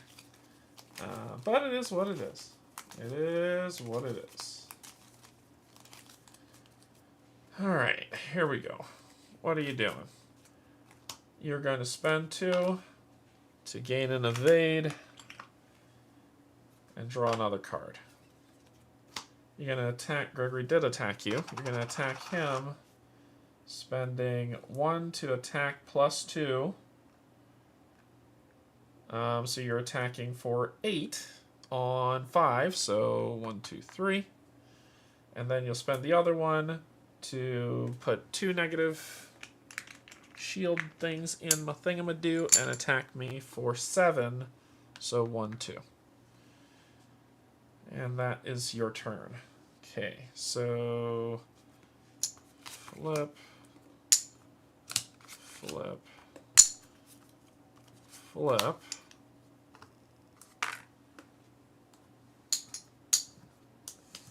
Flip. Inactive. And you're up.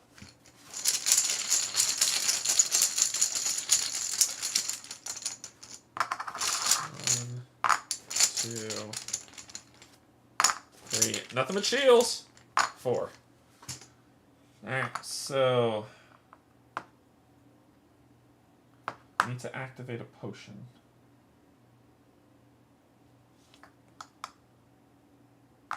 This is not... I shouldn't have this. I should be switching it to something else. I think it's probably what's on the other side is what I care about. So we're going to do this potion. Nope, this just needs 1. What am I doing? Yep, I'm going to do this one for 1 to add a heal to his bag. Got him. In you go. To his bag. Then I could do this for 1. If there is at least 1, attack the enemy for plus 2, which is 7. So evade. I'm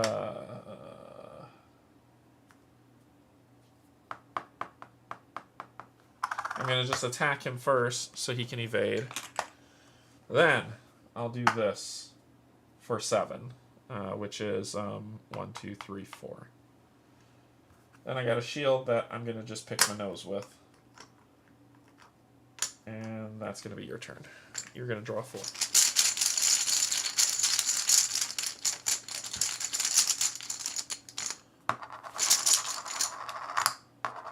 1, 2,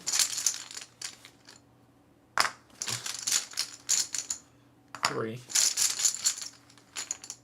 4. I ignore those, and I heal 1. And then I got stuff to do. Okay. I got stuff to do. We need to chain, so that needs to be saved. Okay, this works. This and this can go here. Let's just do this so we can get rid of it all at once. To attack the enemy for plus 1. So 7. Minus 3, so 4. 1, 2, 3, 4. Then we are going to do this for 2 to attack you for 8.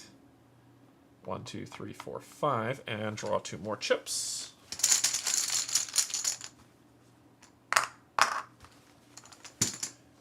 gain an evade. We're going to do this and this for 2 to refresh 1 and then refresh another.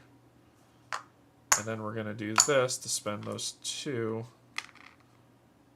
Ooh, do I want to do that? Yeah, sure, why not? We're going to spend this, spending those 2 to gain an evasion 1. And I get to add a shield boost to your bag. Good stuff. And then I'm going to attack all enemies for 7. So 1, 2, 3, 4. Kick rocks. There we go. That's how you beat them. 16 lux and I'm full up on scales. So that puts me at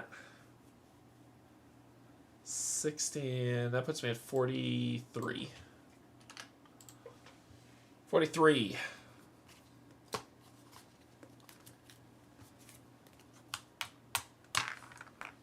Okay. So you gotta do all this cleanup.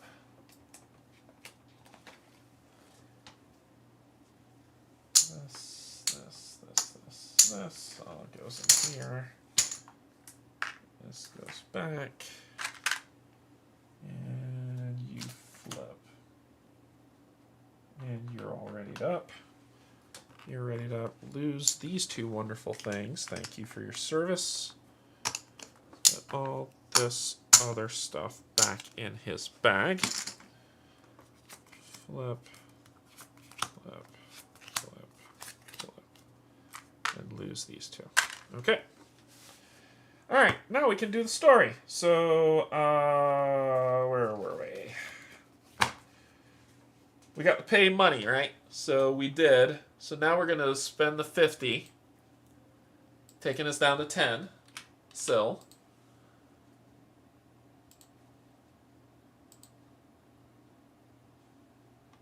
I don't know what that means. So this should be victory. Or are you saying that's not victory? 4 point... No.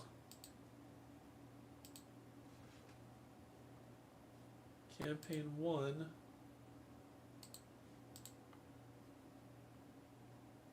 Okay, I need to read this then.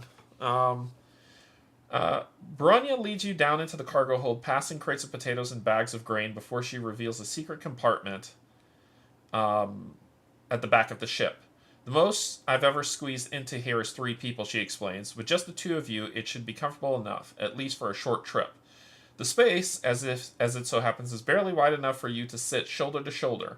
Before Alec has a chance to voice his complaint, you interject to thank the captain for her assistance. You're taking a big risk by helping us. One I will be well paid for, she reminds you. Surely we don't need to spend the entire voyage locked away, Alec demands. If the accommodations are not to your liking, Bronya counters, you can find another ship. Grudgingly, Alec nods his assent, and you both settle in for the journey. Though you are loath to admit it, there is something about confined spaces that makes you feel uneasy. Alec must-sense this because he attempts to lighten the mood. We've been in tighter spots before, right? He asks, figuratively, I mean, because we've literally never been in a tighter spot than this. You can't help but laugh. At the end of the voyage and under the cover of darkness, Bronya drops you off at the Volkrok, a local inn. I've arranged a meeting with Sid, the harbor master, she explains. He can see to your needs. He's also an old friend and not a man to be trifled with. Thank you for your kindness, you say. With that, Bronya shakes your hands and you make your way. Move the guards to Stropha, Voltric minimap.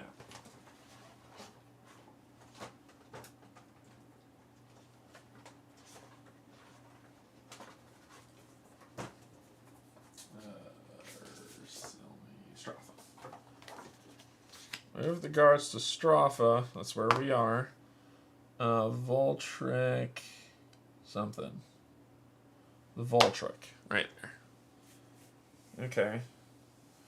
And proceed to 70, read for 3. Okay. So that's what this is.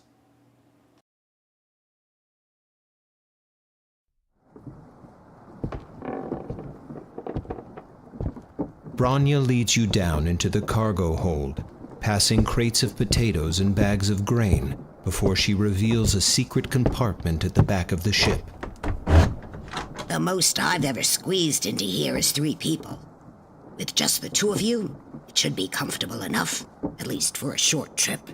The space, as it so happens, is barely wide enough for you to sit shoulder to shoulder. Before Alec has a chance to voice his complaint, you interject to thank the captain for her assistance.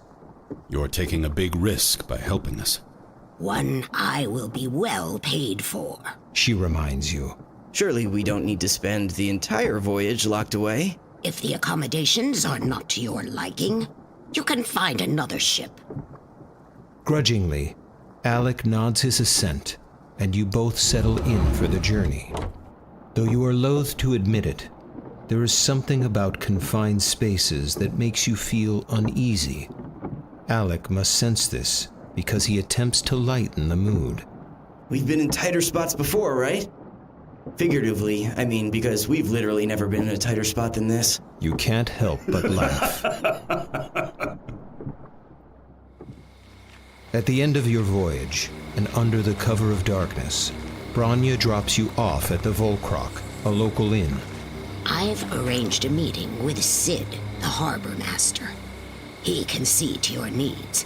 He's also an old friend, and not a man to be trifled with. Thank you for your kindness.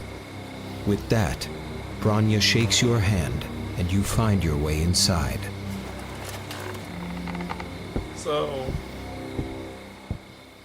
that's mislabeled because that says that is 4.3. That's supposed to be this thing. And then there's choices to be made, and I don't know if... I'm trying to look and see if there's another thing. But there's not. Okay. If these are screwed up too, foreteller, you gotta get it together. So you pass through the interior of the Volkrok and enter a central courtyard large enough to house several trees and flower gardens.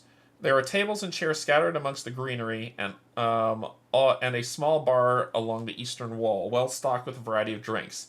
A stuffed Volkrok hangs above the courtyard, held aloft by an intricate web of iron chains bolted to thick wooden beams. The massive beast nearly eclipses your view of the night sky. The courtyard is empty except for one man seated at a table near the center. It's a trophy, he explains, pointing to the Volkrok, slain by one of my predecessors. Are you Sid? Grigory asks. The man nods and gestures to the open chairs at his table. You take a seat next to Grigory. There are things happening in this town that once only existed in story and song, he tells you. Whatever business you think you have in Stropha, you would be wise to head elsewhere. A sickness has taken hold, a corruption. That's why we're here, Gregory explains. The harbor master laughs. If you're looking for trouble, you come to the right place. The Circle of Seers have gone mad. They say they are merely obeying the commands of Uvidit. That our God can see matters far beyond our mortal understanding, but maybe that's so. I can only tell you what I see with my own eyes. A corruption has nearly consumed the Tower of Uvidit. I would hardly call that a sign of God's blessing. The Overseer hides within, offering no words of comfort or wisdom. In the meantime, his seers crush all who dare oppose him. This sounds so familiar. They've executed 100 rebels in the streets and locked up hundreds more in warehouses, or in Guantanamo Bay. He points upward towards the Volkrok. There was a time when creatures like this were a rare sight in Stropha, the stuff of myth and legend. Now the rivers are full of them.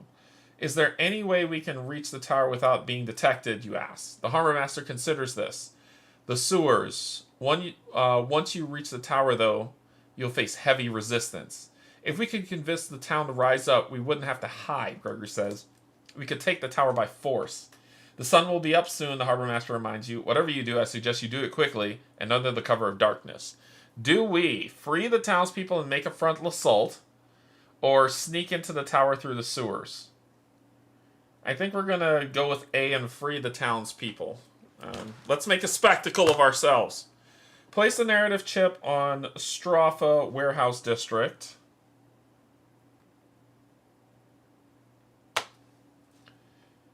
Upon arrival, proceed to 71, 4-4.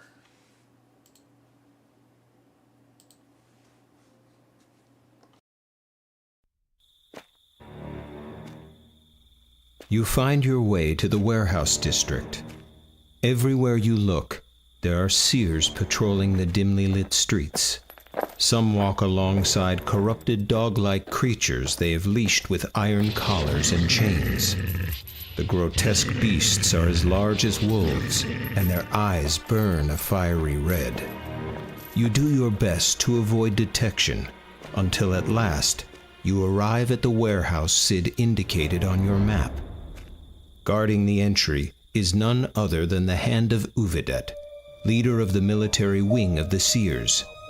He appears to be giving orders to a zealot who is one of the creatures on a chain. Thankfully, you manage to catch them by surprise. Okay, let's get into this fight.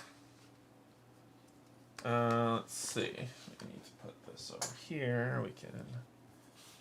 We've got a lot of fighting to do. We've got a lot of fighting to do. So our fire's in mirror. Cool. We've got a lot of fighting to do. Pull you down. Actually, I'm going to seal up this map because probably after this I'm going to pause here. So let's seal up this map and make some space.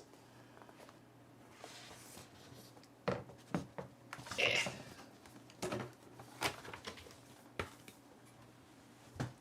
Okay.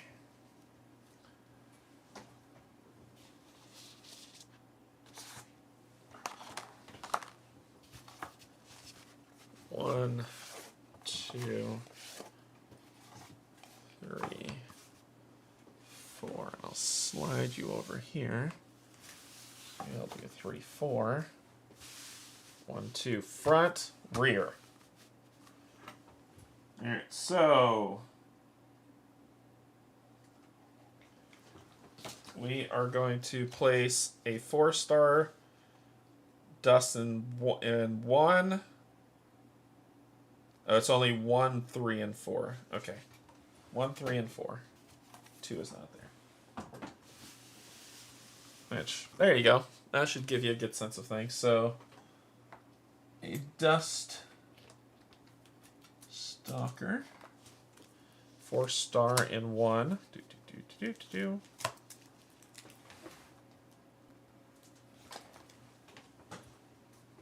we're going to place a 4-star dust stalker and AI deck on the enemy dashboard in slot 1 of the battlefield. Place a 4-star Seer Zealot.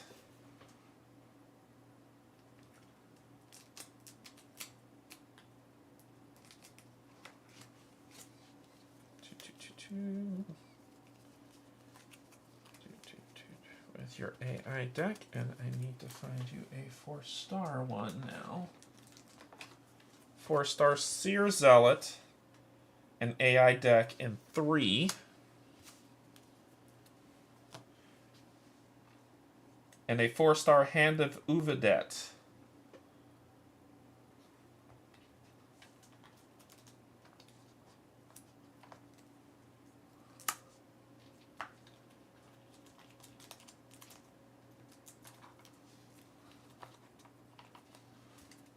In 4. So we gotta beat him. Alright, so 16 health,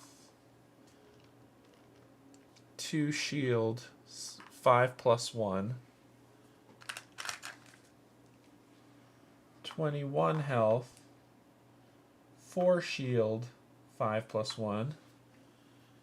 And both of you are, well, you are going to get 5 because you get 1 AP. And you're going to get 3. Plus 1, 4. And you would get 5. So they're going to rip us apart.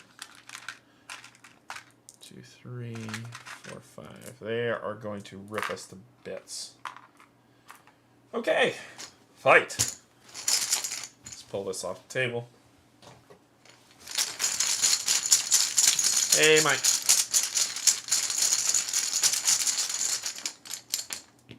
One, two,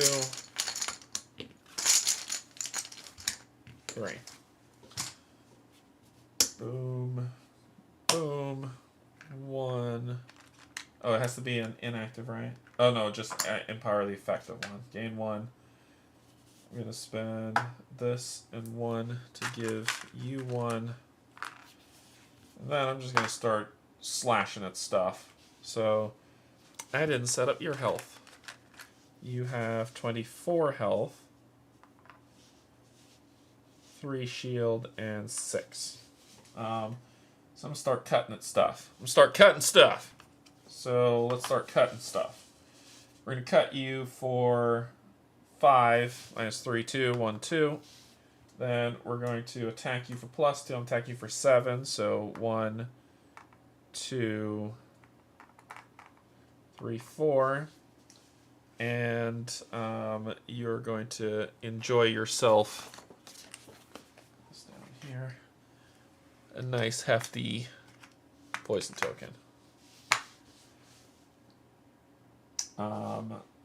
Let's also get some negative stuff out of some bags. What you got in here? What's that? -1 shield? Sure. Get rid of that. Okay. That's you.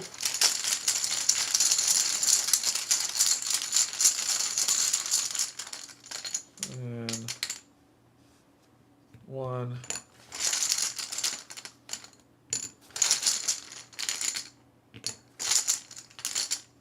2, 3. Heal 1. And I got some options. Okay. We are going to do this for 1 to add a sword to my bag. We're going to do this, and since it chains, I gain another one, and I get to flip an active card, which I think is this one's the one I want. No, because that's going to use all of them. You don't attack. Yeah, you do. Eh. And I don't want these to be wasted.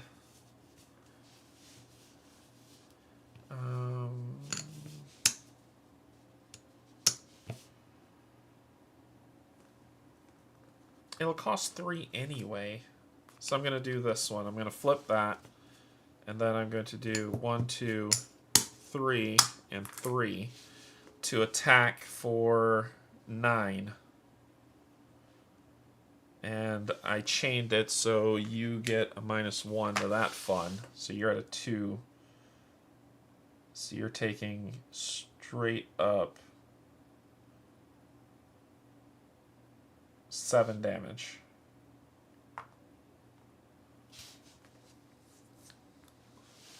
Then I'm going to attack everybody for 7. And you still have a -1.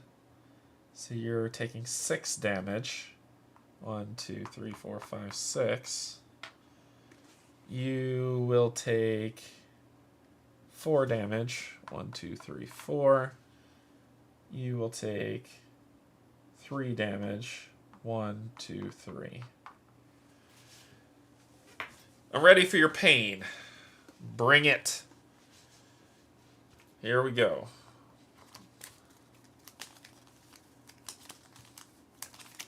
And you did a bunch of attacking, so you will be the aggro person, which is what I want. Alright. What you got, Chief?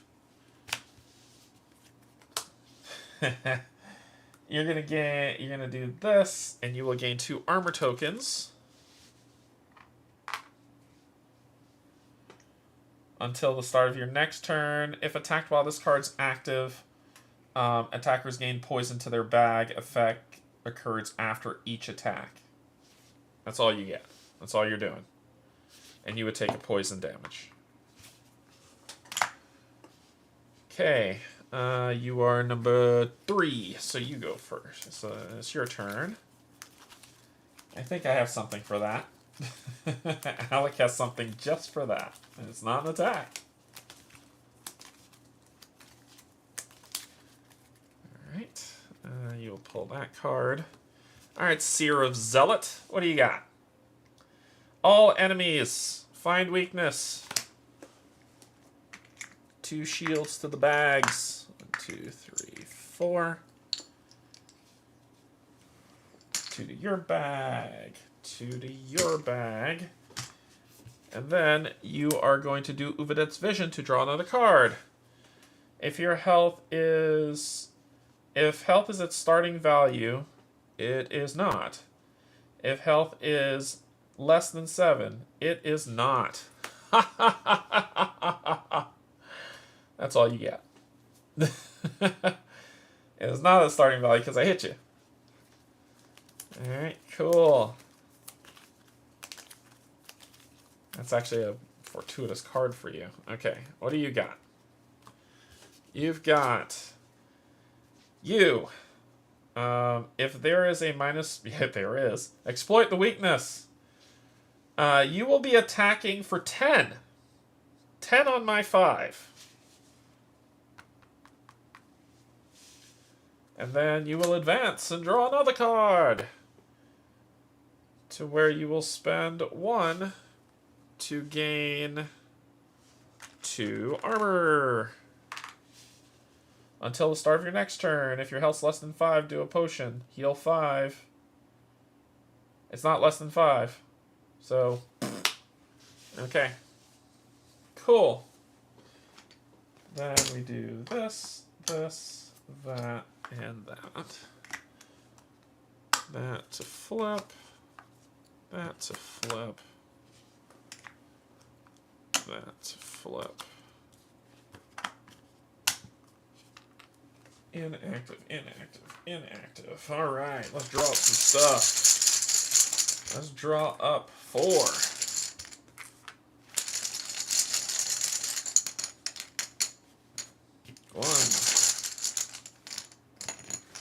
2, 3. Well, 2. 3, 4. Okay, that works out. So we'll do this. Spending 2 to remove all from an enemy. Yoink. I didn't attack you, so lighten up, Francis. We'll do...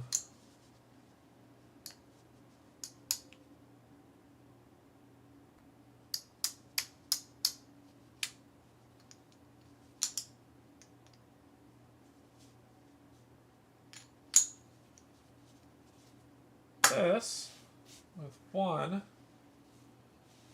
to gain another green. And we are going to attack you, good sir. This would have fallen off on at the end of your turn. Then we are going to attack you. I know we'll get a poison, but that's okay. For 5 minus 3, so 1, 2, because I'm setting you up for my master to destroy you. And I will gain the aggro token. It's coming back to him. Alright, so jumble this up and draw our 4. 1, 2. Ew, that's not good. Come on, game. 4. Ooh, it's gonna be an ugly turn. Okay, ugly turn coming up. I just need to hit you for 2 and you're dead. So we're gonna save that for the chump, for that chump up there. So what are we gonna do with you?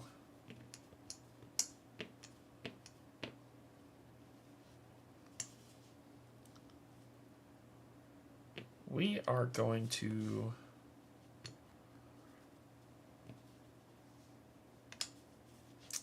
do this one to attack you, kill you.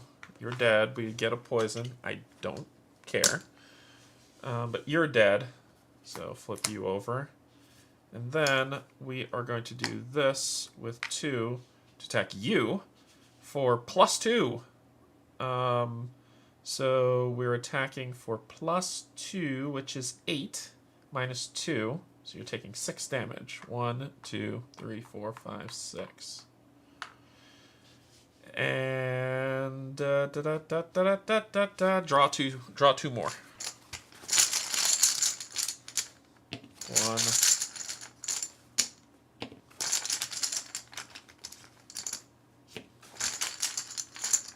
2. Oh, 2 more chips. Sorry, it's 2 more chips. It's just those 2. Poison means nothing to me. Can I hit you for enough? I'll attack the enemy here. I'll draw the next enemy card for 1 enemy, getting rid of it. And then I'm just attacking you for 6. Ugh. I need just +1 damage. I want to flip this card anyway. I'll do this. We're going to waste this card from you. And then I'm going to chain, attack 1 enemy for 6 damage. So 4. 1, 2, 3, 4. That's the best I got. Okay, you're dead. Let's pull from you. And you did attack. Person with the highest health. The person with the highest health gets attacked. I'm at 21, you're at 26, so it's going to be you. You get that back. You would do these to do a double strike, so it's 8 -4. 2, 3, 4. And then draw another card. You're going to spend 1 to be a 7 -4. 1, 2, 3. And then draw another card. And then 2 to be another 8 -4. 1, 2, 3, 4. And then draw another card. But you don't have anything to spend. So you're done. Your turn. Lowest health. Sweet.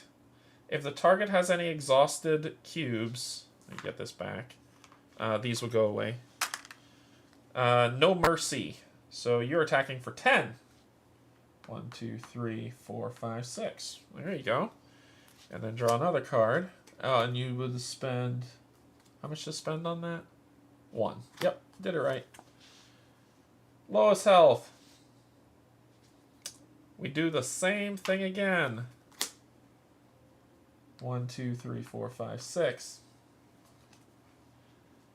Highest fight. You'll spend 1 to add an intimidation token to my bag. And then he will spend his last one to attack me for +2, which is 8. 8 -4, so 4. 1, 2, 3, 4. I'm so going to kill you. Alright. That is all. That goes away. Those flip. Readying up some stuff to do some havoc.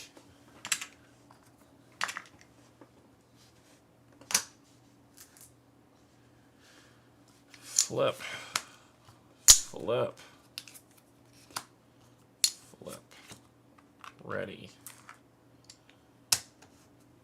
Cool. You're up.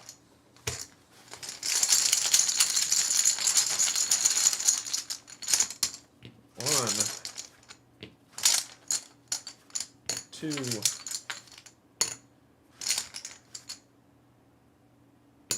4, 5. I'll say that I will use this at the start of my turn to heal 3. 1, 2, 3, so I don't die. And I'll gain 3 shields. So I have 3 shields. And this is gone. So that's for that. I'll take a damage. And then let's have some fun. Okay, so that guy sucks. So we're going to activate a potion, and then we're going to kill him. We're going to do... Remove a negative chip from your bag. You know that skull thingy you just got? Yeah, I don't want you to have it.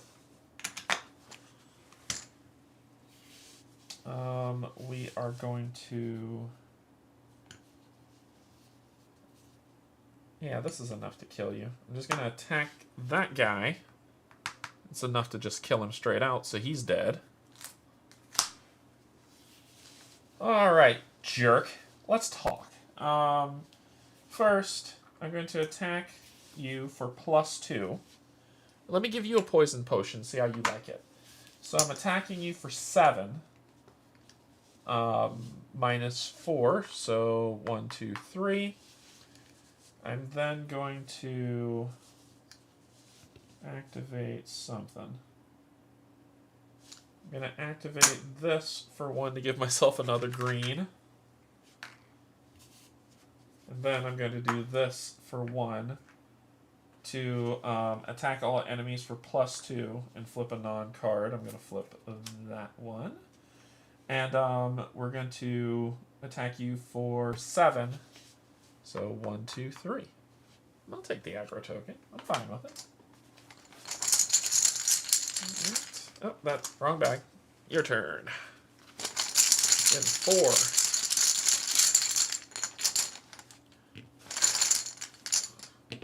2, 3.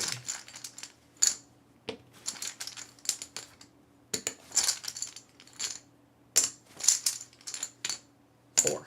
Okay. Alright. Boom. Heal 1. Double evade up. Don't care about that. Alright, jerkbag. Alright, here we go. So we are going to attack you for 7. It's for 1, 2, 3. Then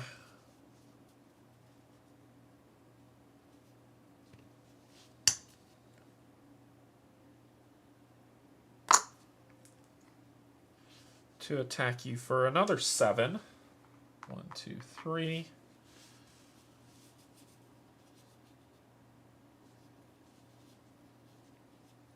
And everything else is chaining.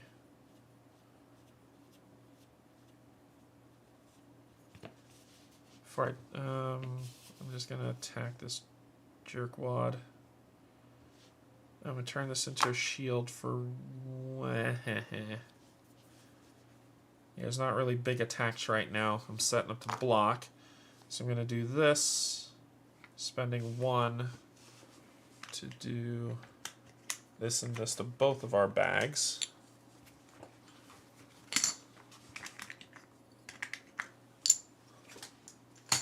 And then I'm just going to punch you in the face for 6.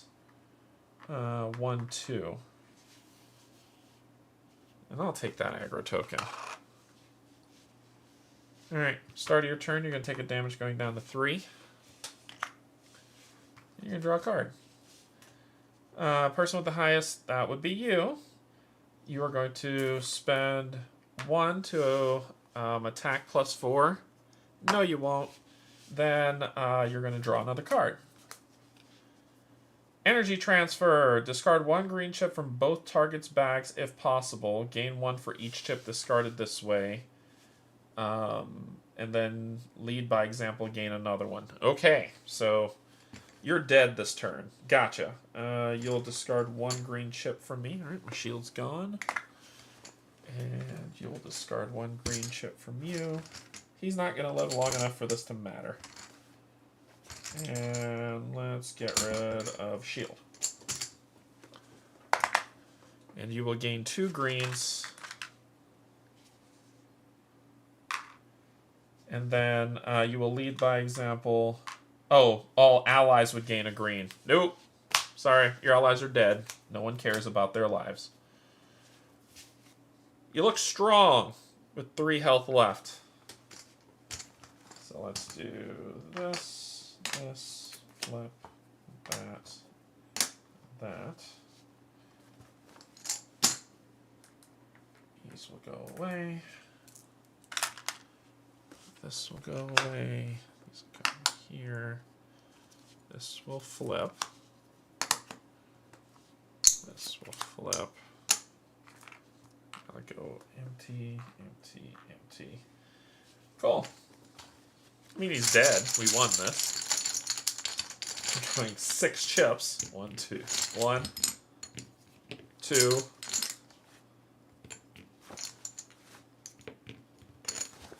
There you go. It's my whole bag. Alright, cool. We're going to heal for 2. 1, 2. Shield will be down. Shield will be up, so these cancel each other out. Then, I mean, far be it from me to, you know. So I'll do, I mean, I can activate them both, and then I can activate everything, because I need 5 and I have enough. So first things first, we're going to do 2 and 2 to give you 2 poison.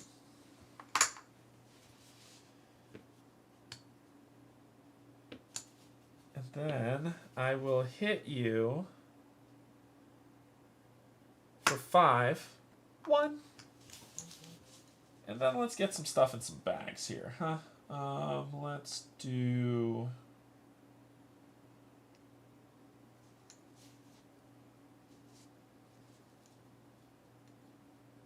this to empower to give you a green. And I'll just waste the others. Why not? I don't care. Alright. Ah!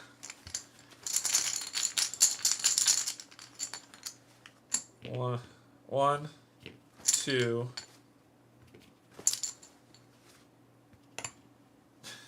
Only got 2. 3, 4, 5. Cool. Heal 1. I just want a shield. Oh, I forgot to throw this back in the bag. Sorry. Minus 2 to shield. Whatever will I do? These 2 don't matter. And then 1, 3. Let's attack you for 9 because you suck. And you're dead. Alright, they're dead. Huzzah! We won. Alright. So, I could have filled up the bag with stuff, so let me do that. I'd spend 1 there. And then I had 2 more that I could do for that. So I would get 1 of these and 1 of these added to my bag. Let's be smart.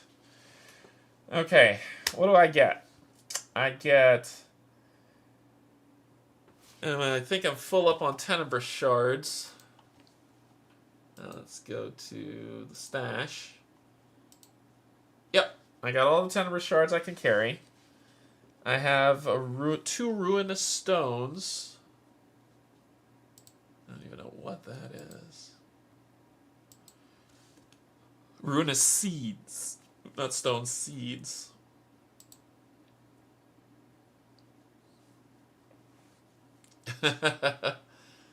Ruinous Seeds are what? They're items? Yes, they are. So I'm at max Ruinous Seeds now. And the Lux is 16, 16 is 32. 32 plus 14. 32 and 14 is 46. So, guards, 46, and so I'm at 89, to which I'm going to cash in 75 to upgrade. Ooh, what to pick, what to pick. I could gain Shield Bash, I could raise my defense by 1, I could raise my fight by 1. I think I'm going to raise my fight by 1. Yes. Or is that a +1 chip, or is that raising my fight by 1? That's the thing I don't know. No, it's not. It's not gaining a chip. I think it raises my fight by 1.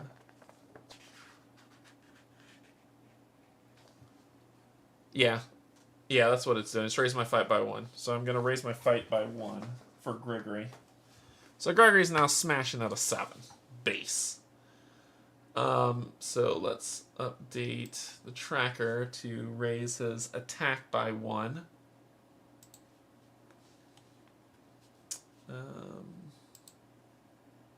Yeah, because I can do that. How this lines up. Okay.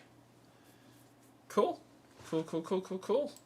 And that takes me from 89 lux minus 75 is 14.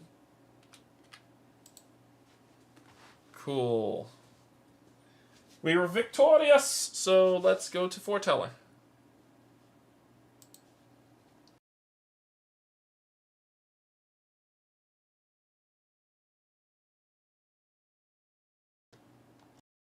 This thing's weird. It's telling me to do weird stuff. Because it's like fight, and there is... I don't know why it's saying fight. And then it says victory. What was the battle has concluded? What was fight? It's like 23 minutes. What? Is that what the choice was supposed to be? Okay, Foreteller, you're screwing up. Alright, let's go to victory.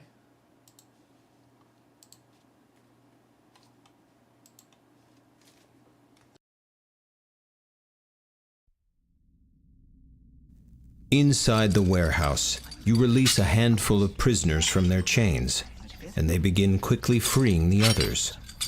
Dawn breaks as the freed civilians pour out into the streets. The commotion immediately attracts the attention of the other zealots, and a brawl breaks out between the two sides. Even though the zealots are well armed, you have a huge numerical advantage. You are pushing the zealots back when a voice cuts through the noise. Halt! Stop this madness! A man with pupilless eyes and a short white beard pushes his way through the fray and stands before the recently freed prisoners. He wears the robes of a seer and is escorted by a small troop of personal guards. The Eye of Uvidet. You hear one of the freed prisoners whisper. For a moment, the prisoners fall silent, waiting to hear his pronouncement, perhaps hoping for some explanation as to why the Circle of Seers has become unhinged. Those who have been detained on the Overseer's orders, I ask that you go back to your cells, peacefully. I give you my word that none of you will be harmed for this transgression. Many of you will soon have the chance to confess your sins against Uvidet and return to your normal lives. But those who stand against us now will not receive this mercy. You sense a slight hesitation as the people weigh the risk of striking out against the Circle. Years of familiarity with the Seers makes the choice all the harder. You decide they need a little push. The Overseer has been corrupted. He no longer follows Uvidet's guidance. Your chains are all the proof you need. Your freedom will not be given to you. It can only be earned.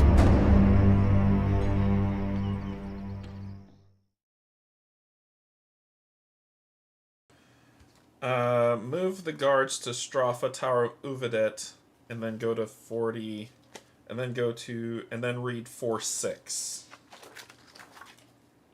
Alright, 4-6 is a fight. Let's see. It's a fight against the main guy. And...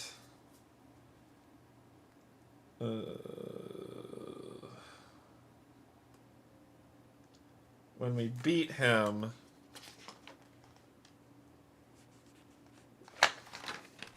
we have another fight, and then when we beat that, other stuff happens. So, I'm gonna pause here. I need to be able to save our health where it is, because I'm not in a good way with Alec, but it is what it is. We'll be fighting that seer dude. And then if we beat him, yeah, if we beat him, it's another fight. Big one. A very big, long fight. Yeah, this is nuts. Alright, cool. We're gonna stop there. But at least you got to see, the rules as written for, sorry, just putting these up. You got to see rules as written for the cinematic mode. So you get to determine how you feel about it and, you know, give some feedback to Sky Kingdom games and stuff like that. But we moved faster through the nodes, but it became a lot of back and forth on the map, so having the map on the table, but the map on the table's big. So I wonder if there's a way to print that map and shrink it down and then have it, you know, table friendly for things to go. So I might look into a little bit of that in the off time. Overall, my thoughts on this, and I always give y'all my honest opinion, my thoughts on this are adding the chips to the bag aren't bad, because I was able to remove them quickly. The damage is the tough part. The damage is the tough part for me. So adding the chips to the bag aren't... Adding the 2 chips, the weakened and broken ones, I thought that was going to be awful, but it wasn't bad. That didn't bother me. The health loss bugged me. -4 health is nuts. Especially how far I had to walk. So it's kind of... And then if I ran into... Like, I kept running into Corrupted Soldier after Corrupted Soldier. And Corrupted Soldiers don't hit that bad. Don't hit that hard. So, like, 4 health off was a little... It didn't match with the monster. I think I have an idea, and I started running this by with when I was talking about it earlier as I was reading the rules. And I don't mind... I think the break and the weaken is fine. Adding those to the bag, to each player's bag, is fine as you move through the nodes. I think as I play this, I think what I'm going to add is... What I'm going to change homebrew-ish, and it's your game, you can do what you want. Hey, where's the other chip? Oh, here it is. The damage I take will be equivalent to the skull token I pull. So if I pull a 1 skull, all of them will take 1 damage. If I pull a 3 skull, all of them will take 3 damage. That's how I'm going to run it. That seems to be a little bit more fair than, hey, I got this creature that will probably hit me for maybe 1 or 2, but I got to take 4 damage and somebody wouldn't take damage at all. I think this is a better way to do it. Instead of just taking 4, this is the damage you're going to take for what you pull. So if you choose to skip, and you're in lower levels and you pull 3, you're going to take 3 damage. You need to fight. Or if you're at levels to do that, you could do it. So that's how... I'll homebrew that. But the chips in the bag are fine. But that, I feel, is a lot better. Since this is cinematic mode, getting hit... Boosting their attack by 1... I changed that even in the base game because I didn't like it. I actually shrunk them down to make the story go faster. Looking for the rule book. No, looking for the rule book.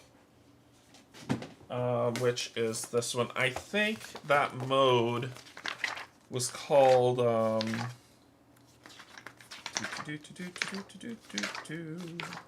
New rule book with the update. What mode is that called? It's the difficulty, and I'm looking for it, but I think it's called story mode, maybe? Why is that? It used to be, like, way up front. Anyway, let me go to the app. Let me go to the app. Let me shrink this down. And I'll go to the app. Difficulty. Yeah, it's called Story Mode. When you play Story Mode, you -1 their defense, as well as restoring HP and AP resting at inns removes all negative chips from the guard's bag. I would probably say for Cinematic Mode, I wouldn't say remove all negative chips from the guard's bag. That's a little bit of a cheat for, you still got to deal with it. Narrative events do not have to be restarted from the beginning if the guards fall in battle. Good. I'm not going to do that in cinematic mode either. But if it's cinematic mode and we're just wanting to get to the story, I would probably still keep the -1 defense instead of... So I don't mind raising their attack and giving them an extra cube, but I'm going to lower their defense by 1. And I think that'll work for me. So, because if it's cinematic mode, I can move through the story, take damage for what I put, and go from there. I think that's my homebrew fix for some of that stuff. Yeah, I think that'll work. If I pull a 2-skull chip and I choose to skip, I'll take 2 damage. Each one will take 2 damage. I think the damage per chapter. When you get to 4, it's kind of rough.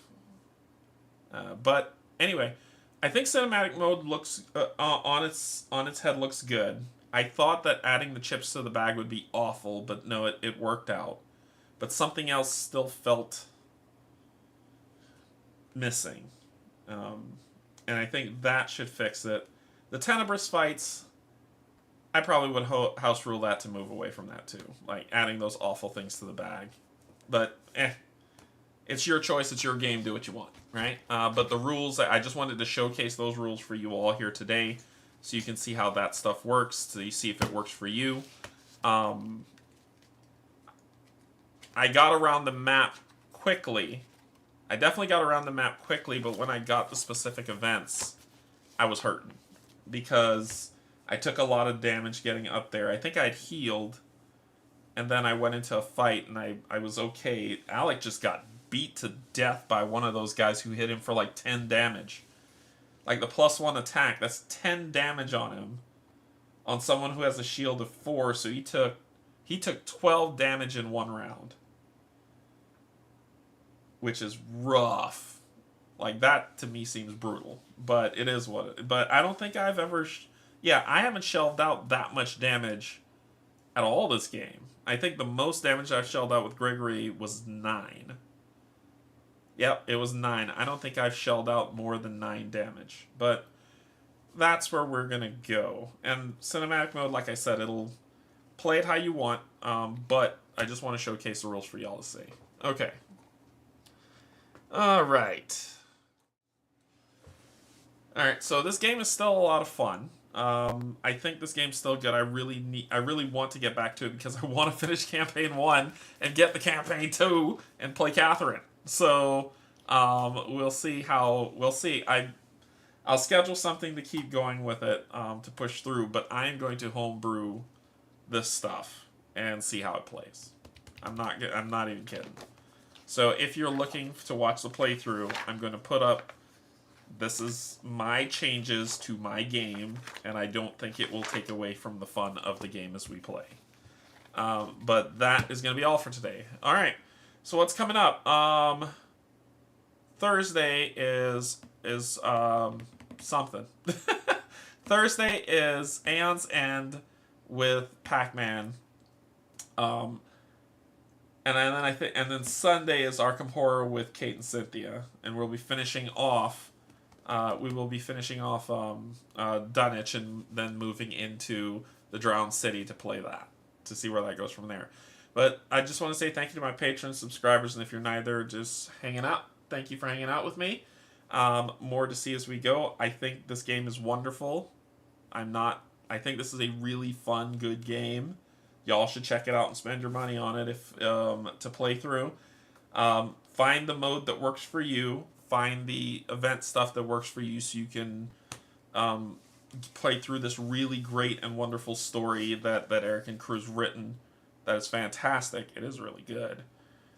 So go through those, play it. It's a lot of fun, but adjust it as you need, because for some this game can be pretty tough. So cool. All right, I'm gonna get out of here. Thanks everybody. I love you. There's absolutely nothing you can do about it. Bye bye.